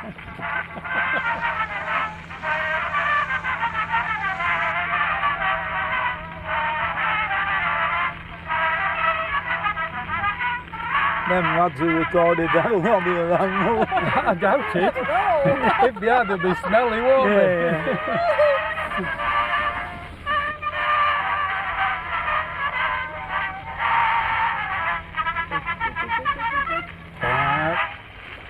Brilliant. Did you like that? There we are.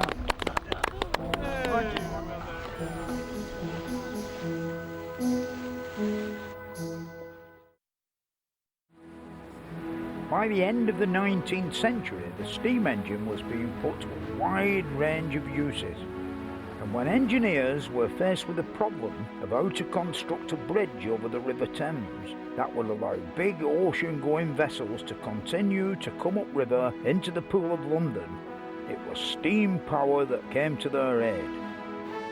Because the idea they came up with was a bridge that was based on the bascule principle of a lifting central section, and it was two huge steam pumping engines that provided the power to lift the bridge.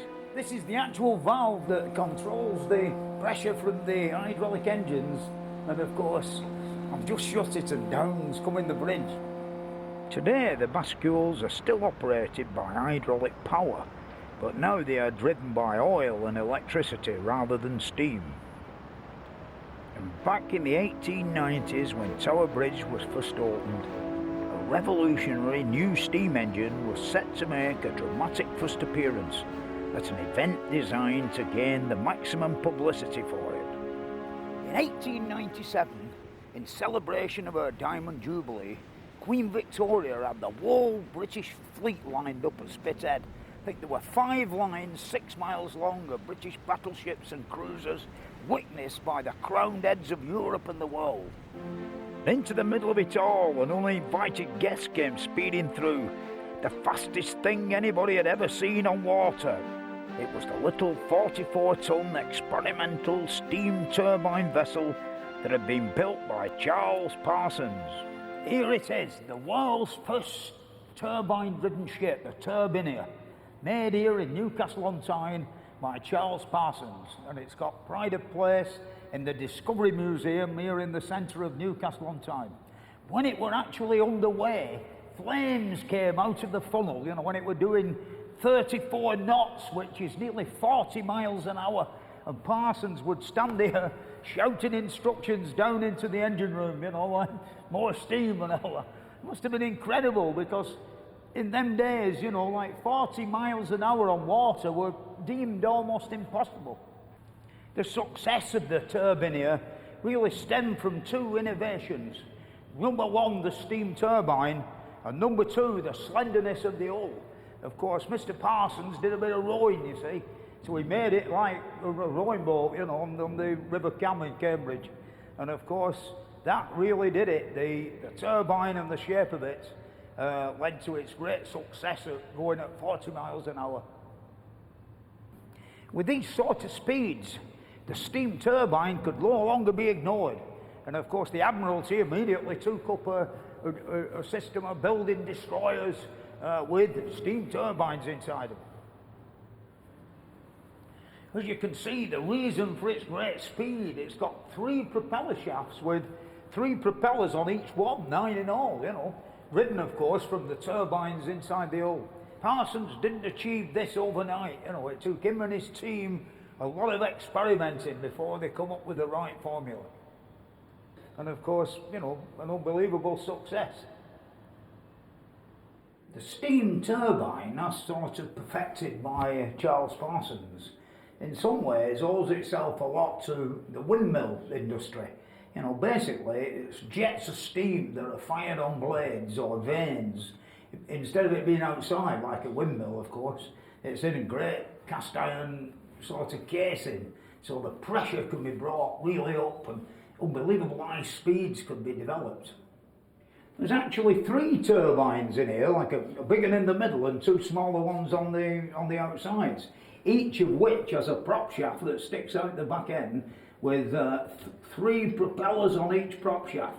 That's some power, you know, when you think about it, sticking out the stern end of the ship. And all the auxiliary equipment, like the water pumps for the boiler, which of course is next door, and all the other bits and pieces. It's crammed a lot of machinery in an hull that's practically hardly 8 feet wide, and I don't know how long it is, but there's a lot of heavy tackle here in this central bit.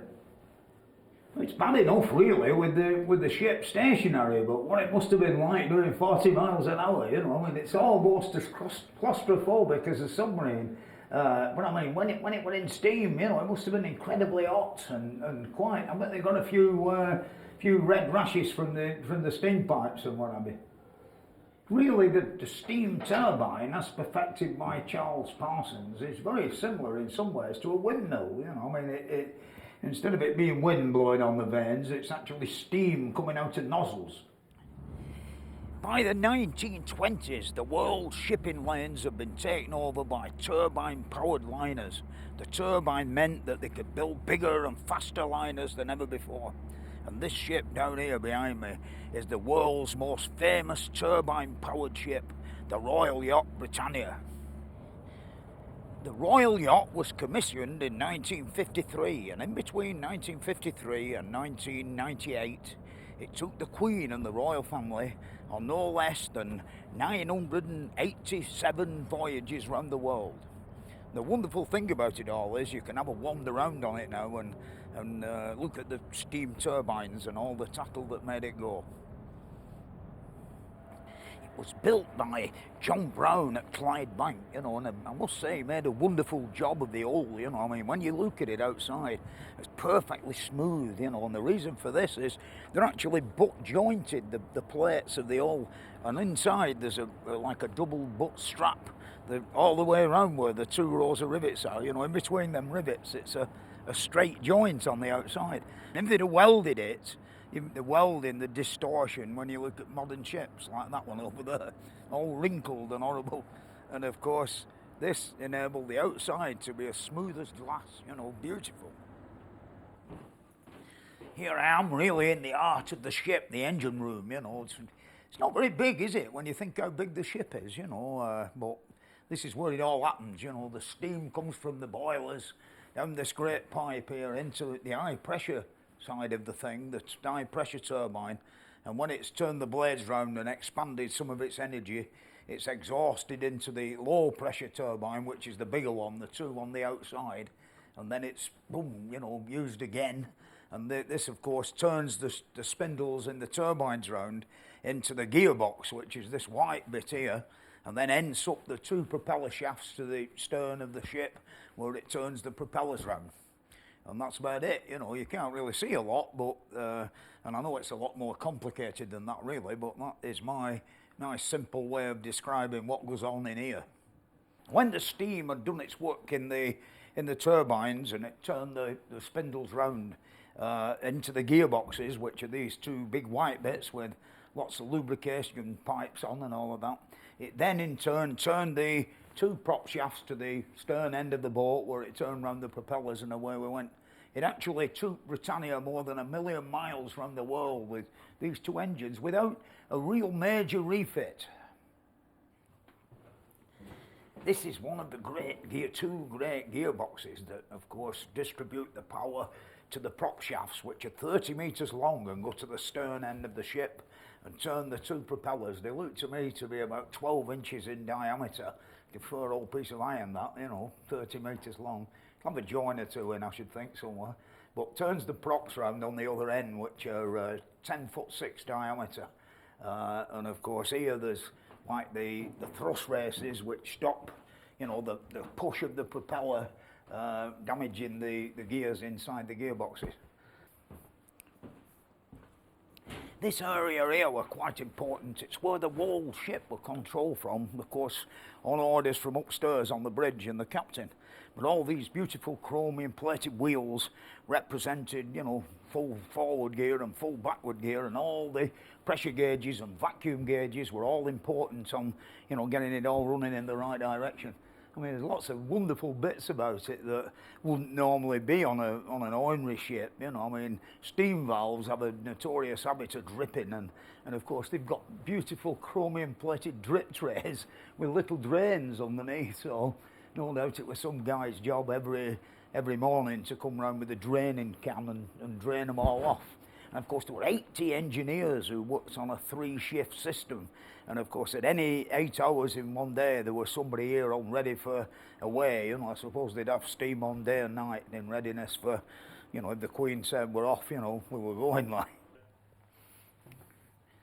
Here we are in the Royal Boiler Room, which of course these boilers are not shell boilers, they're actually like power station boilers. They're what's termed as water tube boilers, and of course there's 2 water drums at the bottom, and somewhere you can just about see the steam drums at the top, and they're connected together by a great bank of high solid drawn steel tubing that's really contained in a large box full of fire bricks. And of course then the 3 oil burners, this one, that one and this one, blast away into all the mass of tubes and of course boil water pretty rapidly to the pressure of 300 pounds per square inch, I've been told. The thing is that there are all sorts of other refinements on this boiler. So like the Queen and the royal people and party couldn't get covered with soot, they had special blowers on that sort of fired the grit and whatever leftovers there were of the combustion well into the sky, and in plenty of time for the boat to assail from underneath it. Yeah, it's got all sorts of other interesting refinements, which most boats didn't have. Like, it's actually got a blowing system that sort of blows any ash or muck in the after effects of combustion well clear of the boat as it steams along. Yeah, really, when you've done with the main engines that propel the ship, the main steam turbines, you've still not done with steam round here. there's another 3 steam generating sets. You know, I'm stood here in sort of a miniature power station with 3 steam turbines that generate all the electricity for the ship, you know, all the needs of the ship. On my right here, there's a 6-cylinder diesel engine, which I suppose coming to its own if they haven't got steam on, you know, to help out with the generation of electricity. Clydeside was one of our greatest shipbuilding centres, but the yard started to close down in the 60s and 70s, and there's no trace left of all of this industry now. One of the ships that was built there was the paddle steamer Waverley.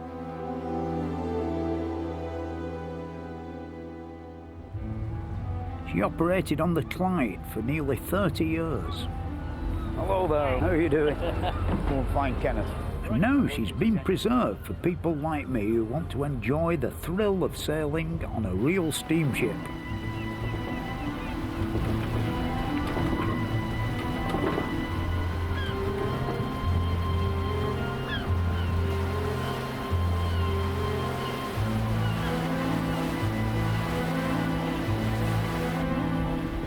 All my life I've liked steamships. When I was a little lad, you know, I once made one about 3 feet long. And I entered it for a model exhibition and I won £3.10. Never forgotten that. Here today on the Waverley, which is the last ocean-going paddle steamer in the world, I think.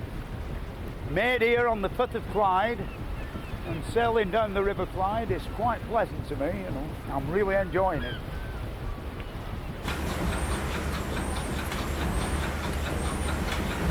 Good morning, Kenneth. Morning, Fred. How are you doing? It's still running as sweet as a nut, isn't it? Oh, yeah. Have you made any new alterations to it lately? Apart from polishing it, no. Yeah. Polish it and keep putting grease in it, it'll keep going. Yeah. I must say, it looks a lot nicer than it did about 8 to 9 years ago when I saw it last, you know. Aye, it's looking quite splendid. It's not only looking better, I think it's running better as well. Yeah, there's not as many knocks as there were then. Right, we've got a bit more money to spend on it nowadays, which makes life easier. I've been reading about the new big overhaul, about all the new decks and everything. It's going to be great, isn't it? You want to help us with it? Yeah. Oh, got so many projects on my own, I'm a bit knackered, you know. Oh dear, yeah, it's going to be quite a big project. I'm busy at the moment trying to write the spec for the rebuilding of the machinery. And it's quite an undertaking. Yeah, I can imagine. Yeah. It's a pity really that, you know, the older you get and the more worried you get about having enough time to do everything in, you know. Yeah. Like I could like see if you had nothing else to do, like the brasses on that central support. Downsides are there, all beautiful and shiny. It will be nice, you know. Yeah. Yeah, it's quite a big machine to keep polished keep up. shining, yeah, especially when you get them funny days and it's all wet. That's right, it all goes wrong and the wheels are falling off or something. Yeah, something rather hypnotic about it all, isn't there, when it's going round? I mean, I've been here 8 years and I still don't get tired of standing here watching it all going. Well, I can imagine, yeah. Are we up to full revs yet? Is it doing You're near enough full revs, we're a wee bit late this morning because we're facing the wrong way. So we had to turn round I noticed we did a U-turn. We had a wee problem with the belting on the side of the ship. One of the facing bars, the weld had split, so we had the dry dock in this morning, re-welding it, so I had to have that on the outboard side away from the quay. So that's why you were facing the wrong way. That's why we were facing the wrong way, So what are you up to yourself nowadays? Well, all sorts of things. Films? Yeah, well, I'm still climbing up chimneys. Just still doing chimneys, And then my steam engines, I like busy with my winding engine at present, on my pit. Good, right. Oh, excuse me a second. Hello. Okay, Graham. Message from above. Message from God, From the captain. Yeah. We're clashing with another ship at Helensburgh. Yeah. So there's no point in us rushing to try and keep the timetable because we're going to need to wait till he leaves the pier anyway. So that means, speed back a wee bit. Yeah, they had me on the maid of the loch the other day. All the handles are there, but all this is gone, you know. Right. Somebody's pinched it. They're doing not too badly there now, I believe. They're still waiting for lots and lots of money, obviously. They've no boiler at present. Right.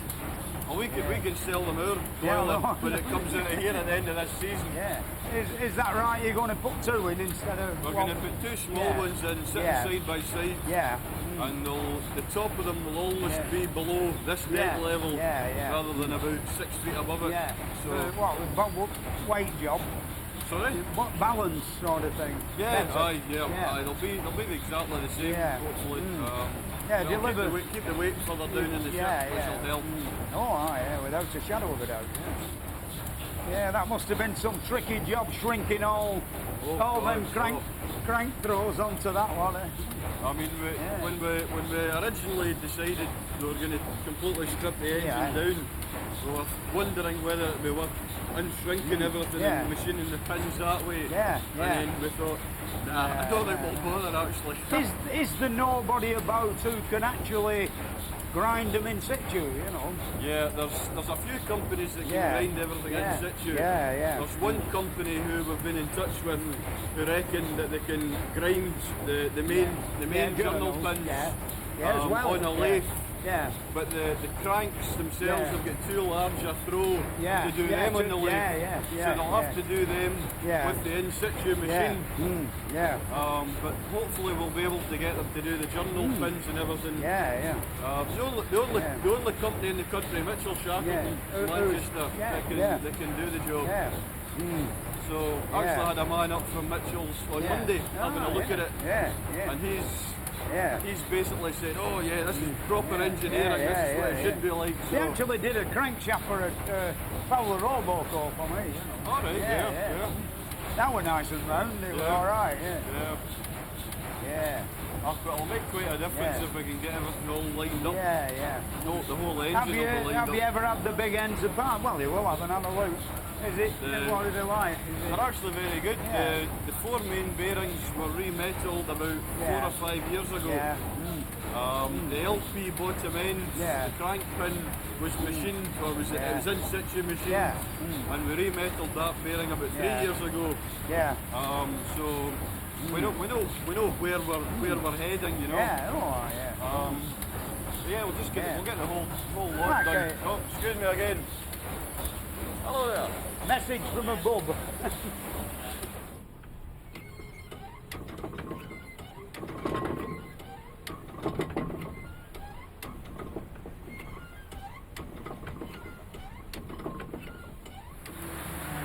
It's obviously going in now, probably.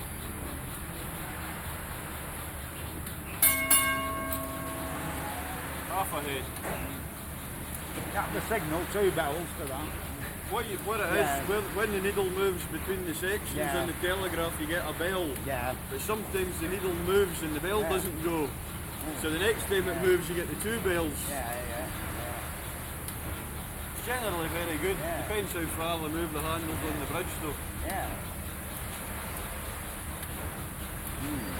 That's the boiler control panel down here. I believe you're going to get rid of that, and I did, aren't you? Well, what we'll do, we'll still have to have the panel, but we'll have it in a nice black stove enamel box so it looks a bit more original. A bit more authentic, and we'll get rid of all these electrical switchboards and transformers and things in the rebuild as well. Yeah, you don't want any of them, do you? Spoil it. Looks like a power station. All that modern technology. That's right, More handles. More handles, more brass work, right? Something magic about a steam engine, isn't it? Say we've had vans, but I don't know, you know, I went in the engine room on a bloody car for it the other day. Little teeny thing and the noise coming out of it, unbelievable. Right. Unfortunately, that's what our boiler room is like, because we've got the diesel generators in the boiler room. But at least the bit that the public sees is the quiet, authentic bit. That's us down to dead slow ahead now.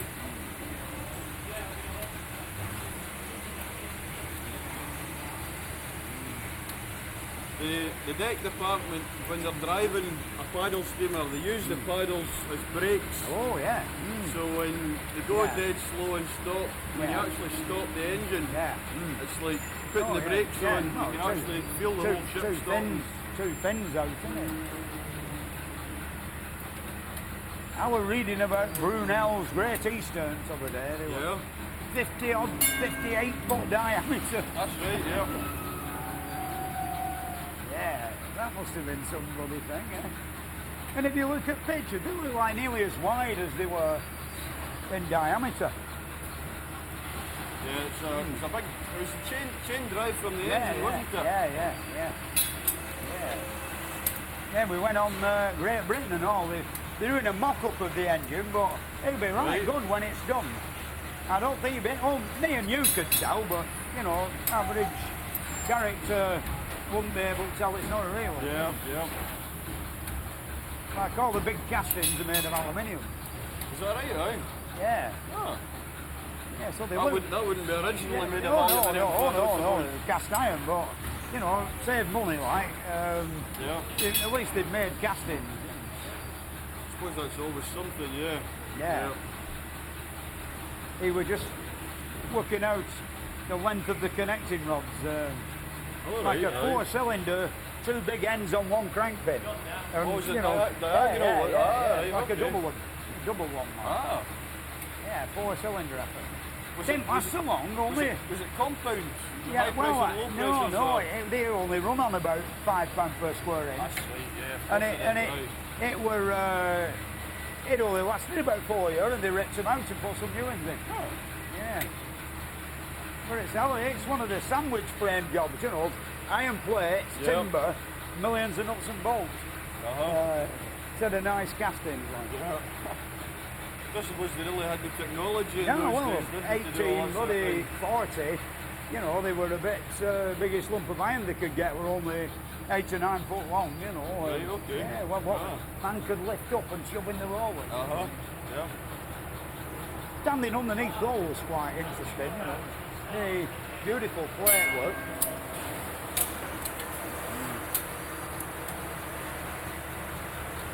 A bit, I'm afraid to say, like a colander though. Yeah, you go down below and you see bloody daylight everywhere. Very sad. Yeah, it's sad when things like that get into that state of repair. Yeah. Well, it's something scuttled it once, is finished, done for. Yeah. He was a guy, that Dutchman, that brought it back. Crossed Atlantic. Falkland Islands. Yeah, on a bloody pontoon thing. Right. I think you have to be mad to be doing something like that. Yeah. Well, there were the remains of the mast sticking out the deck, and there was hardly any deck, just the bloody stringers across, you know. Yeah. And they built this shed to keep all the tools in. And it was a bloody inhospitable place, that, you know. And they put these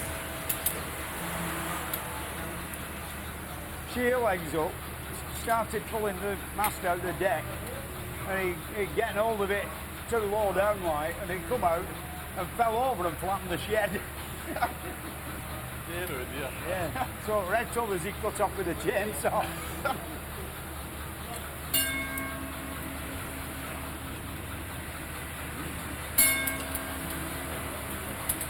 It's very, very quick when you're doing the manoeuvring in one of these things. Yeah. From, if you're steaming along at full ahead, sort of 15, 16 knots, the engine's doing about 45, 46 revs. Yeah.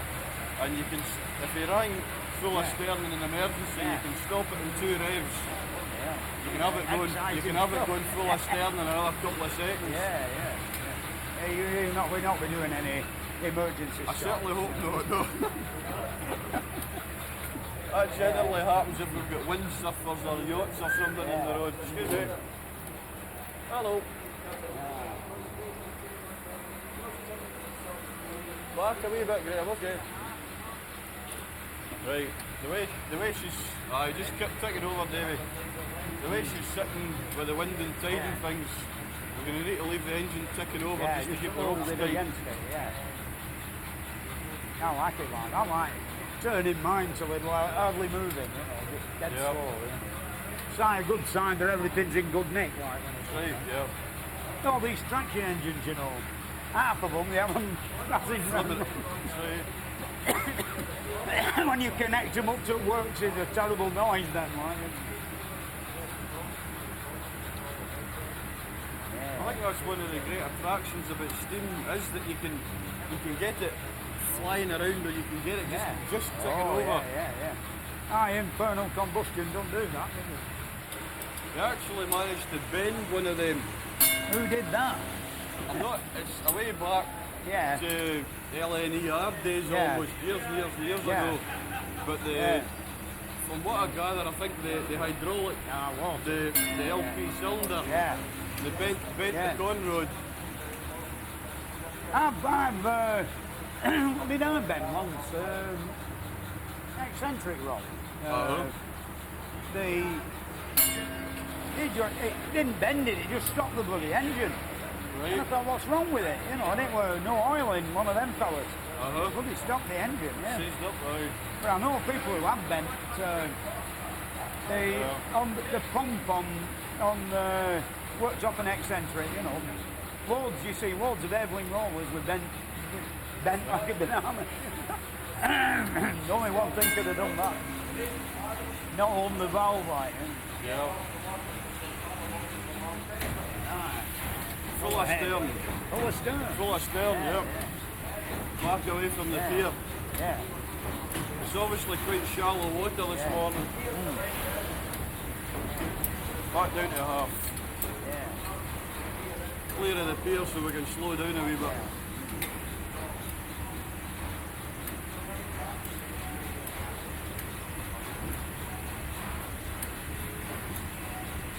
One or two bits of grease come off near the camera. Nothing terrible. I was waiting for a lump of grease actually. I let the grease come, but certainly a lump of grease would do. You have much trouble with the water, right? Water? Coming in. Oh, seawater? God, no. Is it alright, right? If we had trouble with that, we wouldn't be allowed to sail. No, she's actually a very, very good ship. It stays very dry. The water that we do get in the bilges is generally from condensate, all your steam leaks or water overflowing from the hot well type of thing. It's all going round just as well as ever. Oh, aye. Yeah, keep it well grazed and we're alright. Lasts forever. That's the thing about these kind of engines is you can keep replacing bits and it'll keep going. Are we up to full revs yet? Almost. We've got one more notch to go in the regulator, so I don't know if you'd like to do it. Oh, which way? One more forward. Oh. Don't want to break it. No, you'll not break it. Oh. That one. Right, come back one. Come back one. That was two you went up there. That's too fast for them. If we go that fast for them all the time, they'll be wanting it all the time. Could have ended up going backwards then. No, well, I hope not. That's the wrong lever for that one.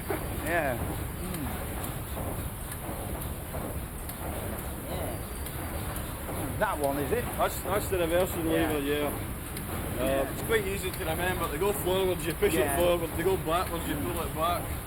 Same as the traction engine. And the main regulating valve of the throttle, that's about the normal full ahead position. And it would be same berth for going backwards. That's on notch 12 out of 18 at the moment. So we still get 6 more notches we can go faster with. And if we're really, really in a hurry, we can pull this one back into that notch. That bleeds high pressure steam from the boiler straight into the IP cylinder. So it gives it that extra wee kick. Might be a lot, won't it? Not to do that, but bad for the engine. It is, right. You've got you always know that you've got that emergency power there if you need it to get you out of sticky situations. On my traction engines like that.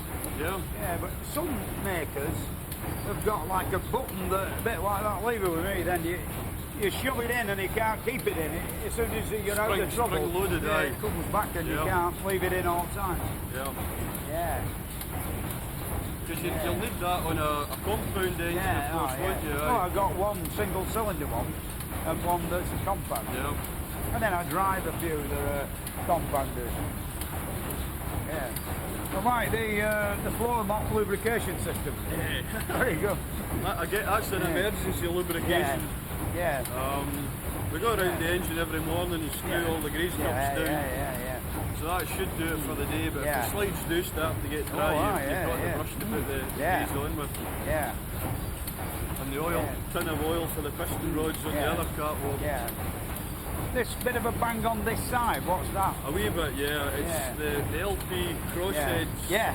It's actually going sideways. Yeah. You only need a few though, and it sounds like there's somebody loose with a sledgehammer, doesn't it? Right, yeah. We tightened it up a couple of weeks ago. They put a new thrust plate in the side of the crosshead, which helped considerably. Yeah, it's amazing. You only need a little bit. Bloody hell. Right, yeah. I know I once crashed my traction engine, and the sudden sort of force it stopped with, it knocked the bloody taper on the piston rod into the crosshead. And of course I don't know what I did after I was busy playing about with it, trying to find out where this horrible knock had come from. Yeah. And we tried the gib through the crosshead. Weren't that, fucking about with everything, and it was just the piston rod was just moving just a little bit in crosshead. That's all it takes. Yeah. And we stopped at the side of the road, borrowed a pair of scissors and a salmon tin, and just lamps a bit around and knocks it in again, beautiful and quiet. They were like making more noise than that. So I know that it's only a little teeny thing that does it. Yeah. It's not the first time we've put taper pins back in the paddle wheels with bin tins and things like that. Much better than your precision shim. Corrugated shim brake. I think we'll speed up the seawater circulating pump a wee bit. The vacuum's a wee bit low there. We'll speed up the pump. I'll keep guard.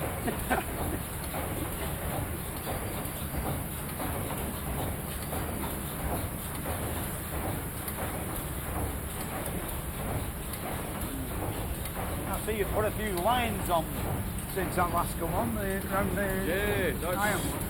Are they cast steel then, or cast iron? They're cast steel. Cast steel, Yeah, because they're a bit... you don't want any of them breaking, do you? No, indeed not. No, that would be a major disaster if that smashed. Yeah. No, we're not entirely sure what the original colour scheme for this engine room is. So we've sort of... It's a bit of Bristol Channel paddler colour scheme this.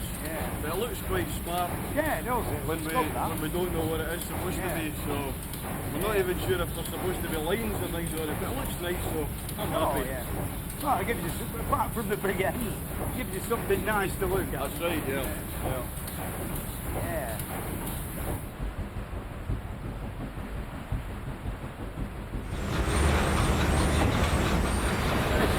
Magnificent. That's what all little boys dream about.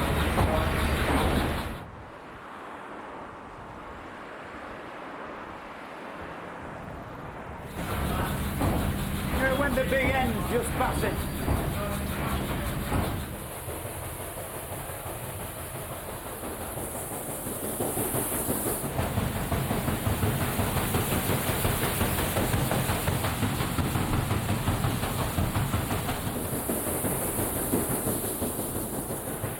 I wonder if Mr. Brunel ever did this on the Great Eastern.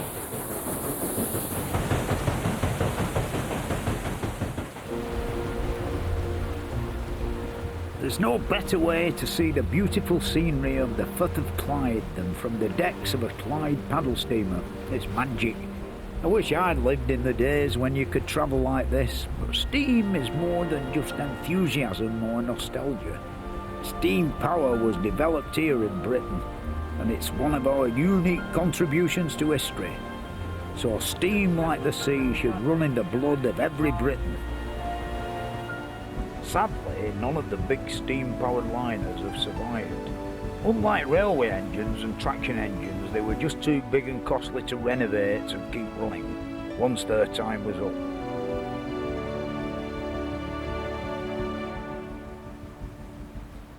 But you can still get a feel of what a steamship was like, because there's still some of the smaller ones around. This lovely old steamboat is the SS Sir Walter Scott, built in 1899 by William Denny of Dumbarton. In them days, nearly every Scottish loch had some sort of steamship company plying on its waters to supply the houses and farms round the edges. When it was actually built, it were no great shakes, you know, it was just another steam launch on one of the Scottish lochs, but now, because it's survived, it's quite unique. It's the only one left. And one of the reasons it's survived is it doesn't do any polluting. Unlike a diesel engine that spits all sorts of stuff out into water, a steam engine doesn't. The water of Loch Katrine is the actual drinking water of Glasgow, so they can't afford to muck it up by having diesel engines like on Lake Windermere and places like that. There's nothing actually leaves the boat and goes into the lake. So let's have a look at the engine. This is it. This is what's known as a triple expansion marine engine, and it was really perfected by an American called John Elder in the late 1880s. And of course, eventually it became to be the main unit of propulsion in almost every ship they ever built. And in my opinion, it's not gone for any better. I mean, if you go in a modern ship and there's a diesel engine driving it, it's driving an oil tanker a little bigger than this, but the noise it makes is incredible. The man who looks after it isn't in lovely, tranquil surroundings like what we are down here. He's in a soundproof box with earmuffs on because of the bloody noise. And in my opinion, we've gone backwards when it comes to looking at something like this on the SS Walter Scott. 100 years old and sweet as a nut. The triple expansion engine turns a screw propeller, and it's this that powers the ship through the water. Very nice it is too.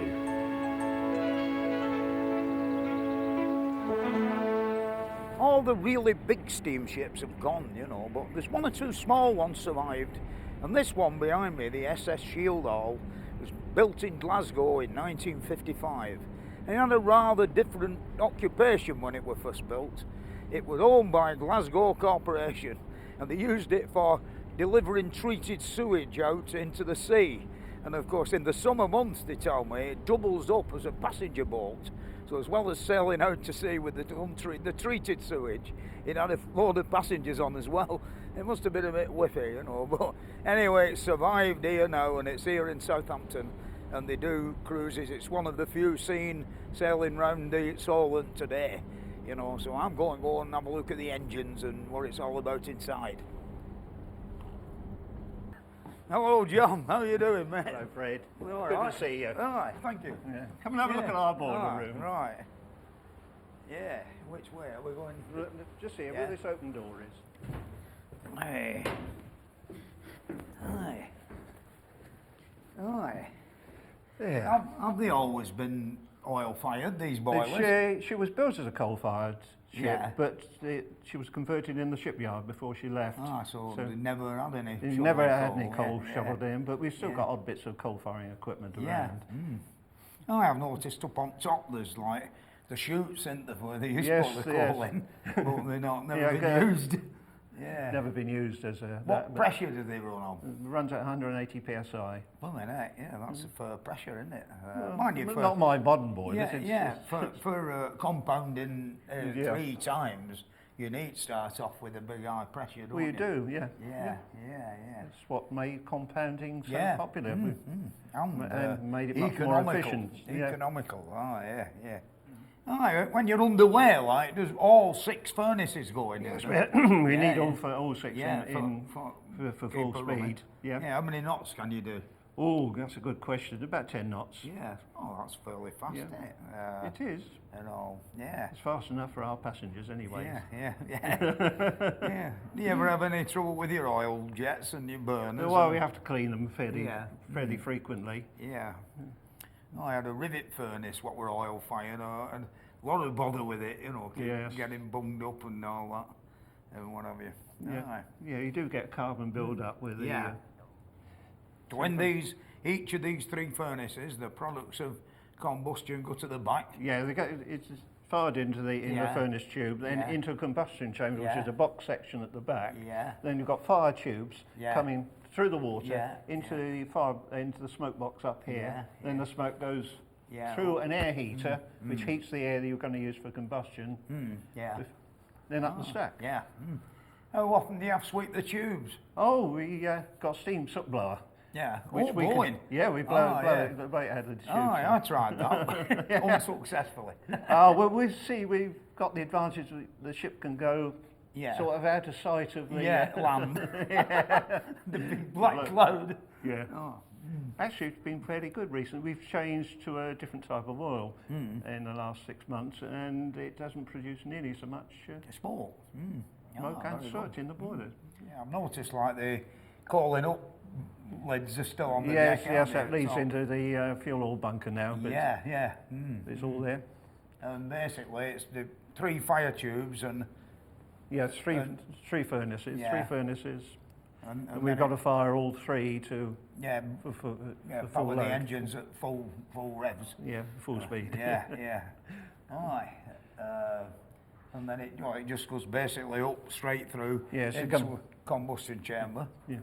Into the combustion chamber at the back, was completely surrounded by water, then through the fire tubes, into the smoke box up here, and then smoke goes up through an air heater, which heats up the combustion air, then up the stack. When you think the hole in the end of that burner is so small, isn't it? It is. Boom, Well, you've got to heat the oil up to make it thin enough to be able to break down into spray, and the droplet size is quite small when it passes through these atomizers. It's just when you think about the olden days and a number 10 shovel, half a sack full of coal on it at one go. And all that ash you've got to strike out. Get rid of, It's got to be a great improvement, on the I don't think we'd have nearly so many volunteers if we had to coal fire these. Well done, we'll go and have a look at the triple expansion steam engines. Lead the way.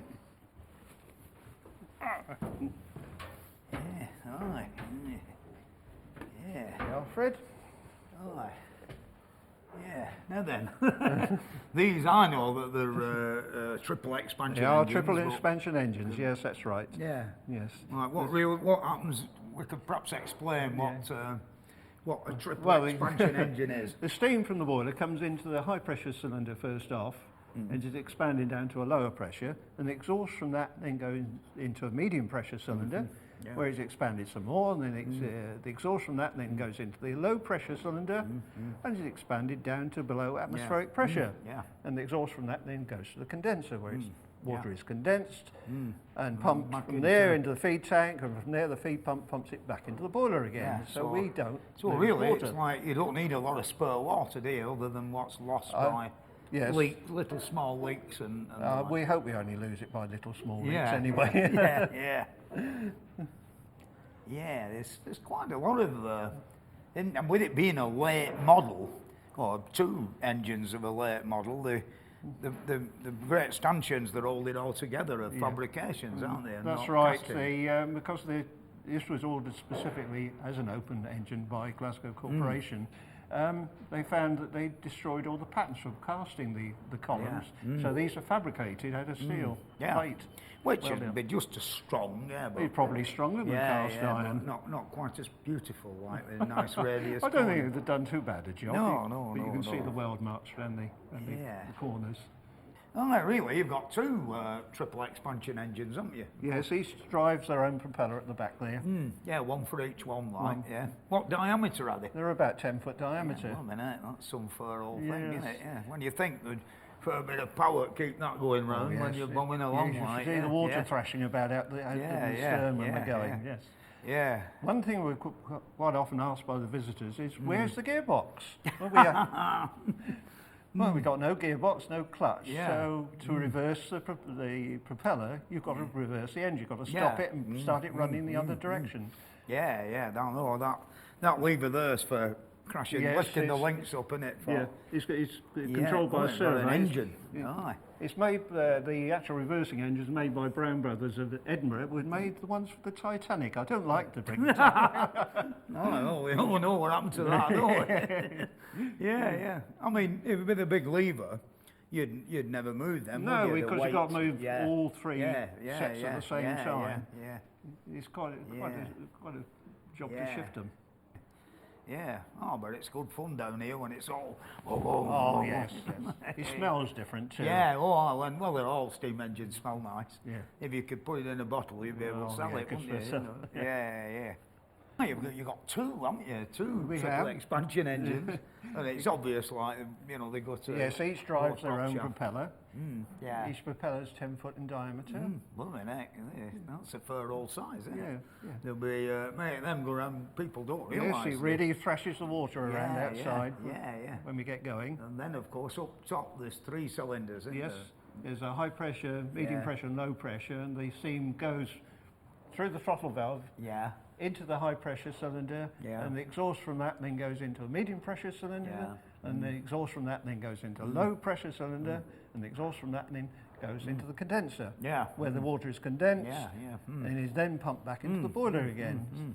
So a lot of people don't realise, you see, at sea, there's no ponds and there's no wells, is there? You're surrounded by water, but it's salt water. It's no good really for the boiler. Don't want salt water in the boiler. No good for the boiler, so they've got to preserve as much of the clean water as they can, haven't they? That's right. One of the questions that quite a lot of people ask when they come down here, where is the gearbox? Where's the clutch? Well, we've got no gearbox or clutch. Each engine is driven solidly connected to its own propeller. So to reverse the direction of the propeller, you've got to stop the engine and start it rotating in the other direction. That's what all this tackle's for here, and it full of stern and all that. Oh yeah, that's the telegraph. That shows that them are on the bridge. Go on, Fred. Come and see the steering gear. Aye.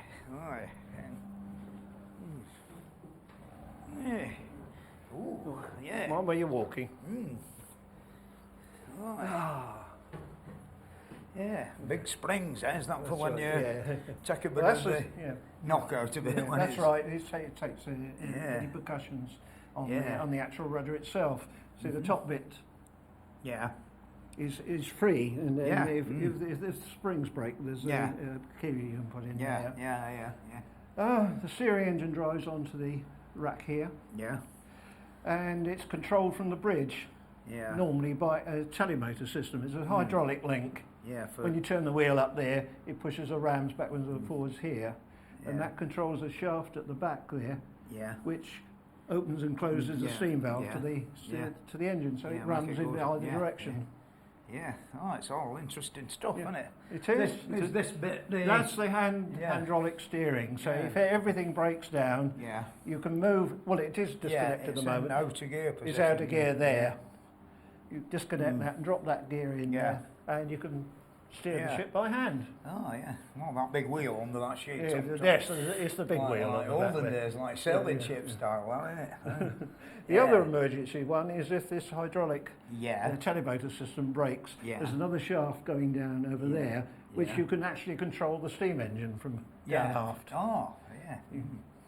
Yeah, that's wonderful, isn't it? I suppose really all big ships have got something similar. Oh yes, it's electro-hydraulic these days, not steam, of course. With the 2 cylinders and piston valves, isn't it? Yes, it is a very simple steam engine because it's got to start from any direction in either direction. So there's no lap or lead on the piston valves. On the critical manoeuvring bit, you'd be in big trouble. No, you don't have to come down and kick it. What's that one for over there? That is a brake. There's a manual brake on this cylinder here. Yes, keep it. You could screw it on. Screw it on. Keep the ship going in a straight line, like so rudder won't be moving this. That's it. I understand that. This is what it works on. That's like the. It's actually a wooden block. Just squeeze it up against this. Against that curved section. That section there. Yeah, why is there no key in there? Why? Well, because that bit's loose. That's the actual rudder shaft. Yeah. And this bit's loose on there, Yeah. and it's connected to the rest of it. Ah, by yeah. those springs. I can see. Yeah, I can see. So it's free to move. I understand now. Yeah. Really, it's that one that's connected. Yeah, that's to the one that connects to the shaft on the rudder. Rudder shaft. Ah, yeah. So if it all goes wrong, well, there's a limited movement on here. There's these adjusting bolts, so you can limit the amount of movement you make against these springs. But if that all goes wrong, you can put a key over here. You can drop that in. Oh, I read that on the instructions. Oh yeah. Yeah, it's good when it comes with its own instructions. Oh, it is, but it's essential, you know. Yeah, yeah. There's the anchor winch. Yeah, steam driven. Yeah, steam driven anchor winch, that's right. Yeah. It can pull up either anchor. Yeah, independently. Independently, or be used as an ordinary windlass with the bollards each time. Yeah, when you're tying the boat up. That's right. Yeah. Helps pulling the boat into the water. What do them ones work off at each side? That's got another engine underneath it. Oh, downstairs. Yeah, down in the dry. Yeah, so if it's horrible weather, you've only got to send one guy up in. Yeah. Yes, when you run the anchors out, you can run it without. Yeah. Without the engine. Without the engine, and use this brake. Yeah, just let it down. These will be like gear changes, won't they? That's right. It's just a dog clutch. Yeah. That thing I've got's like in Chatham, just same. Yes. Just same pins machinery. All deck machinery is built the same to the same pattern. Yeah. Horrible. Yeah, dog rough and all. Anyway, come on, we'll go on. Right. Now this is the telegraph that the bridge let us know what engine speed they want. Yeah. A separate one for each engine. Yeah. You can't hear it from here, but when I move that, it goes. The bell rings downstairs. Yeah. Oh, it's got everything on there, eh? Full, slow, half speed, full of stern, full of head. Yeah. All these instruments. Oh, somebody has replied. What does that mean? They've received it. Yeah. Oh, right. So that's the idea. They put it to one position. Yeah. The bell rings downstairs, and the pointer downstairs moves. Then with the handle downstairs, you come to the same position, and then the pointer at this end. Yeah. See, it's come there. There it is. Yeah. Half a head. Or half a stern. Yeah, I've noticed all these instruments are made in all different places, aren't they? Oh, yeah. Newcastle on Tyne, Liverpool. Oh, yeah. Yeah. All the whole country. Yeah. Oh, they're lovely, really, aren't they? Like, yeah. People collect them now, eh? Oh, yeah. They really are collector's pieces. Yeah. Yes. The older ones are all brass. Unfortunately, it's not brass underneath this paint. Yeah. What, cast iron, like? Yes, this is, Yeah. Right. Oh, it's nice in here, isn't it? Yeah. All these lovely brass electric switches. Oh, yes. Eh? Quite a few old instrumentation, plus a few modern acquisitions. You could have that on your sideboard, couldn't you? You could. Well, I don't know how strong your sideboard is, but I don't think ours would take it. Yes. Yeah. How does it work, this? Like, I know it's the steering gear, but it's a hydraulic system. Yeah. The wheel connects to a gear wheel inside here, which pushes two rams up and down. So as one ram goes up, the other one goes down, and you displace fluid along the pipeline to that little to engine the we've receiver. just been looking at. That's it. right. Yeah, it's even there's even a check here where I noticed when you move wheel the pressure. Yeah. Look at that, 200 psi already. Just that.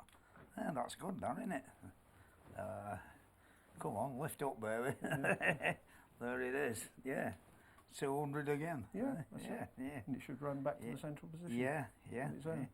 Oh, the needles on the pressure gauges have dropped to zero again, isn't it? It's a little bit out, a little bit. It is. We've overhauled this winter. Yeah. We had to make some new gearing for it, and it hasn't gone back in exactly the right spot yet. But it will still be all right. Yeah. Oh, Mr. Donkin, Newcastle on Tyne. Yes, they made the whole steering gear, the steam engine down aft. Is Donkin as well. Yeah. And that, of course, is the binnacle. Yes. Yeah. I know nothing about that. That's the it's bridge's responsibility. It's a nice bit of workmanship, though. Oh, it is, isn't it? Yeah, that looks a bit modern. That what's that bit there? Well, actually, that's the old radar. Ah, yeah. That's yeah. quite Well, ancient. Any radar to me is modern.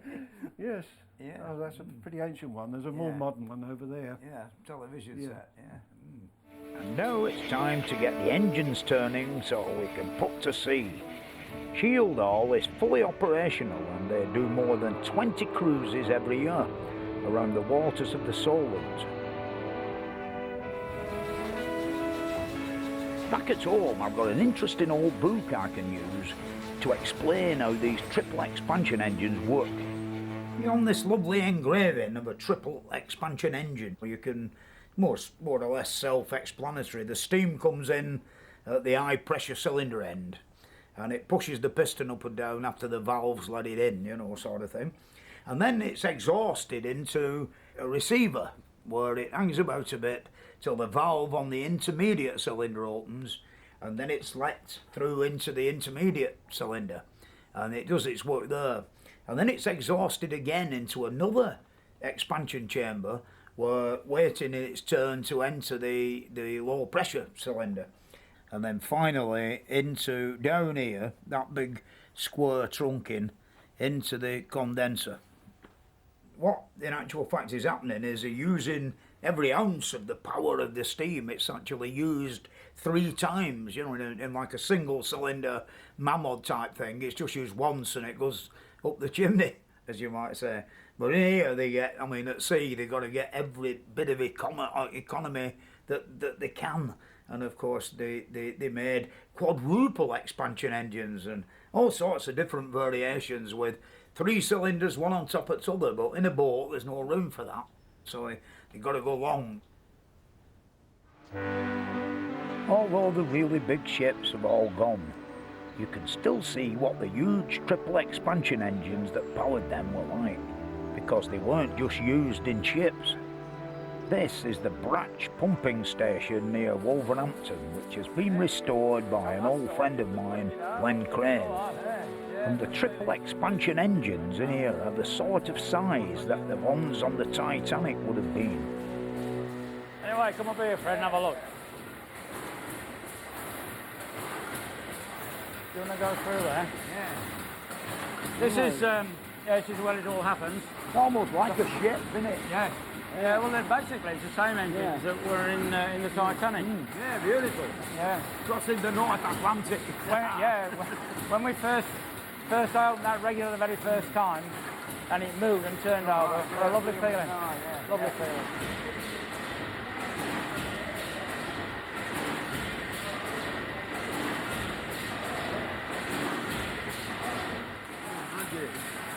Beautiful.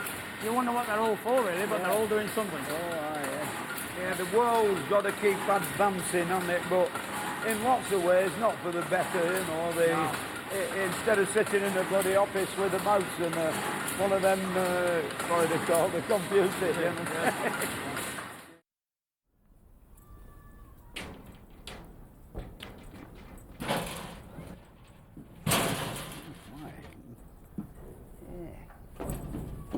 Couldn't really think of a nicer place to restore a paddle boat on than here on the bonny banks of Loch Lomond.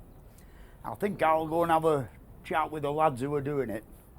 They've got a big hard task in front of them.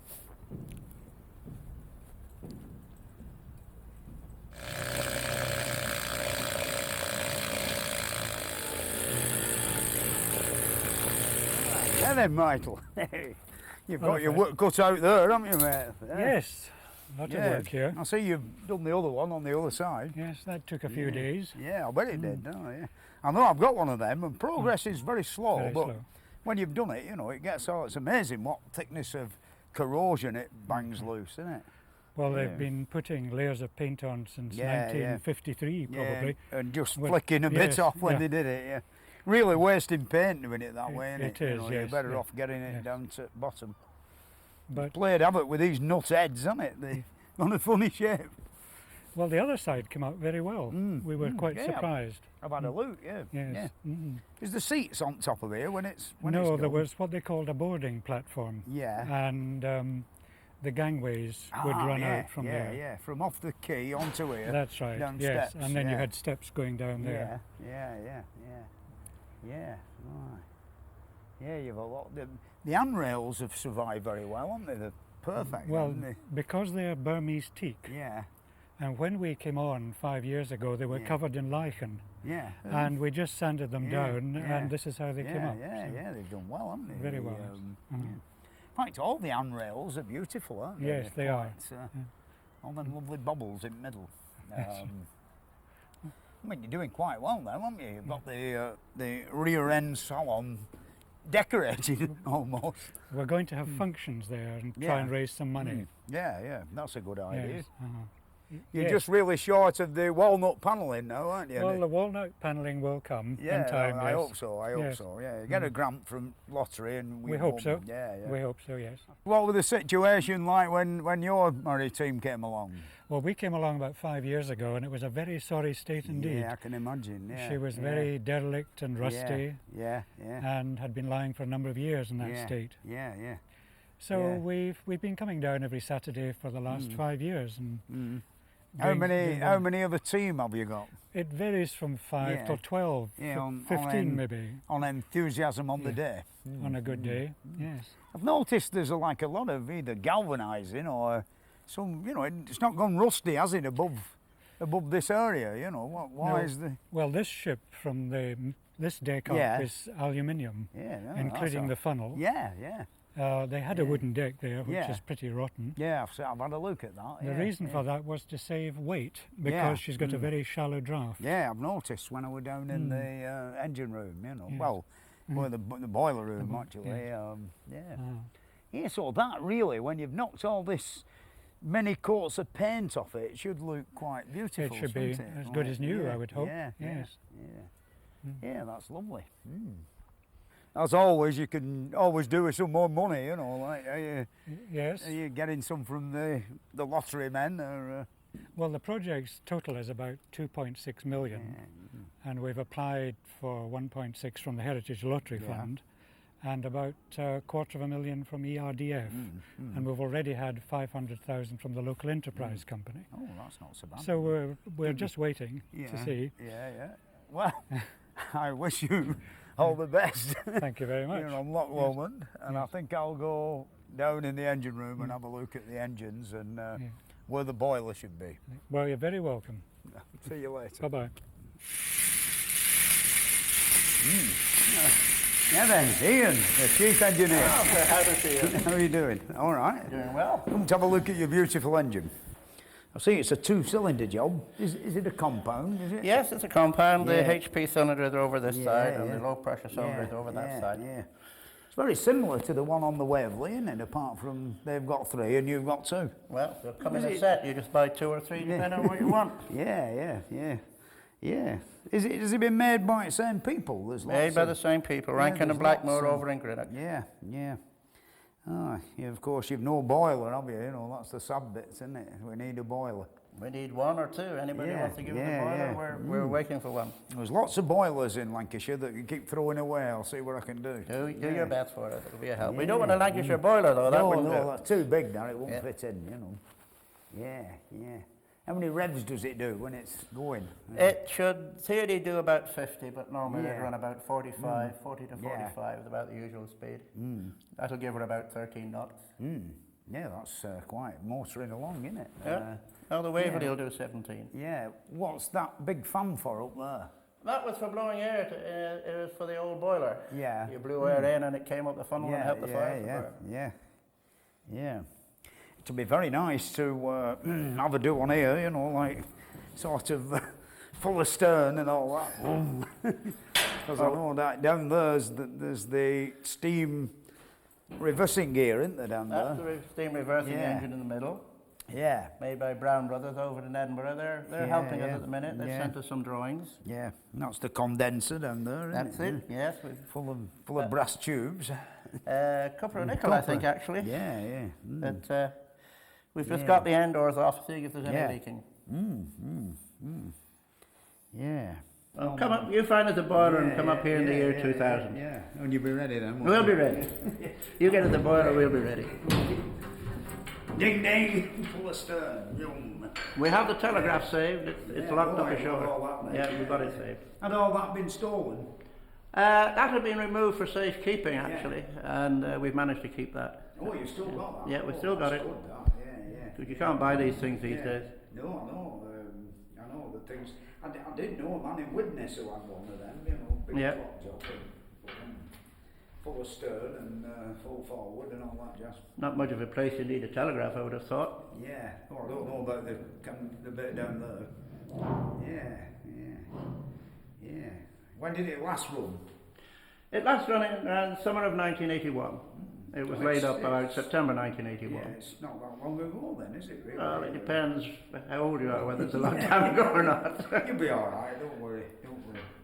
Yeah, I think I'll go and have a look where the boilers should fit. Well, there you are. You see if you can find the place. Yeah. Anyway, I'll see you later, mate. No problem. Bye.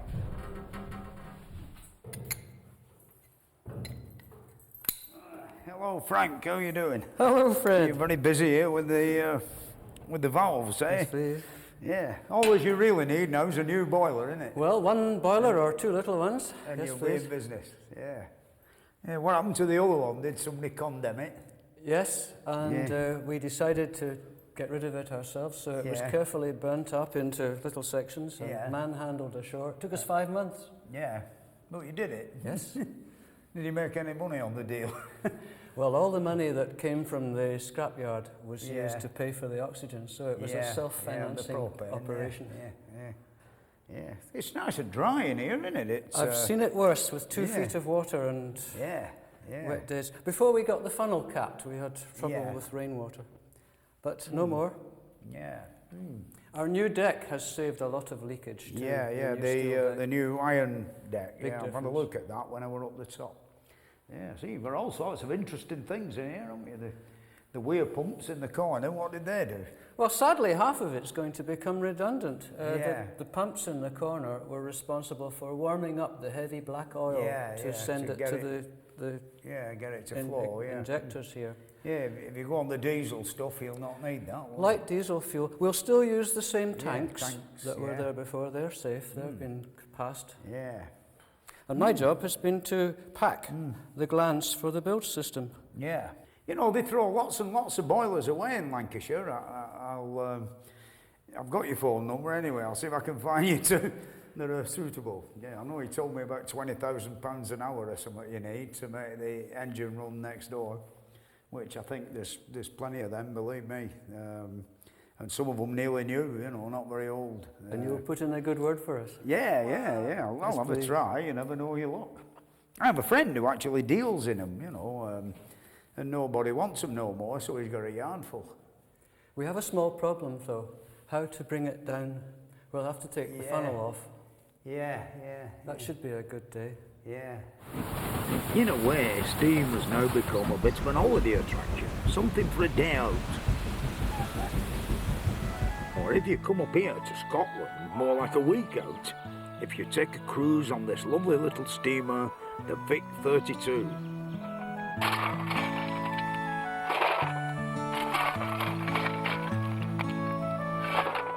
And they encourage you to have a go at everything.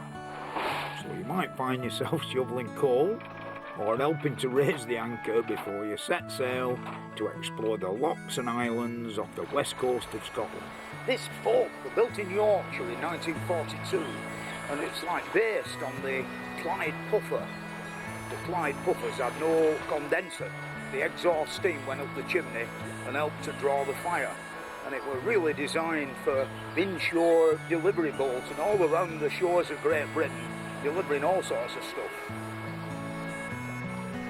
When we were out in the loch, I talked to Nick Walker, the owner of the boat, and he told me that during the war it had been used to deliver ammunition. It stands for Victualling Inshore Craft. What did it do after its days of, carrying ammunition and what have you? Well, she was laid up in Rosyth Naval Dockyard and then sent to the scrapyard at Inverkeithing. And we have Keith Tollenberg, who used to own the island of Egg, to thank for rescuing it from the scrapyard. My wife and I have spent the last 25 years restoring that. and taking people on holiday. It's quite a lot of people's dream to actually put to sea on a steam-driven ship. Absolutely. Well, the whole thing's a dream come true. Now let's go down below and look at the engine. This is the engine.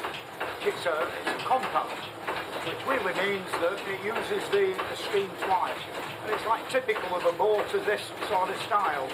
And what really transpires is the steam, first of all, is used in the high pressure cylinder, and then it's exhausted into an intermediate chamber, and then it's exhausted into the low pressure cylinder, which sort of equalises the pressure on the torque on the crankshaft.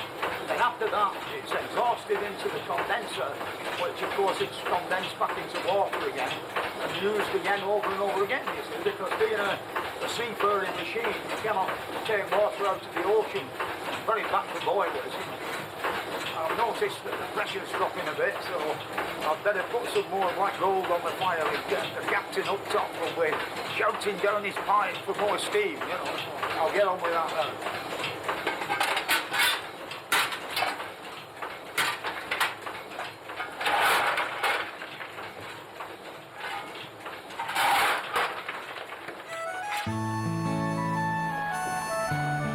I'd rather be on this than on one of them plastic things. Now I've got steam up, he's going to let me have a go at the steering. Right, keep in close to this shore now. Yeah. You've got to come closer. You're safer. There are rocks all around here. If you just come to starboard a bit. Because we're clear of that. That's right hand side, starboard. Starboard right hand side. That's right. Yes. Being a landlubber, I don't really know. Just come to starboard slowly and follow this shore. Keep a look out for red lobster pots. And if you see one, have a look out for the other one, because they always come in pairs. We don't want the rope wrapped around our prop.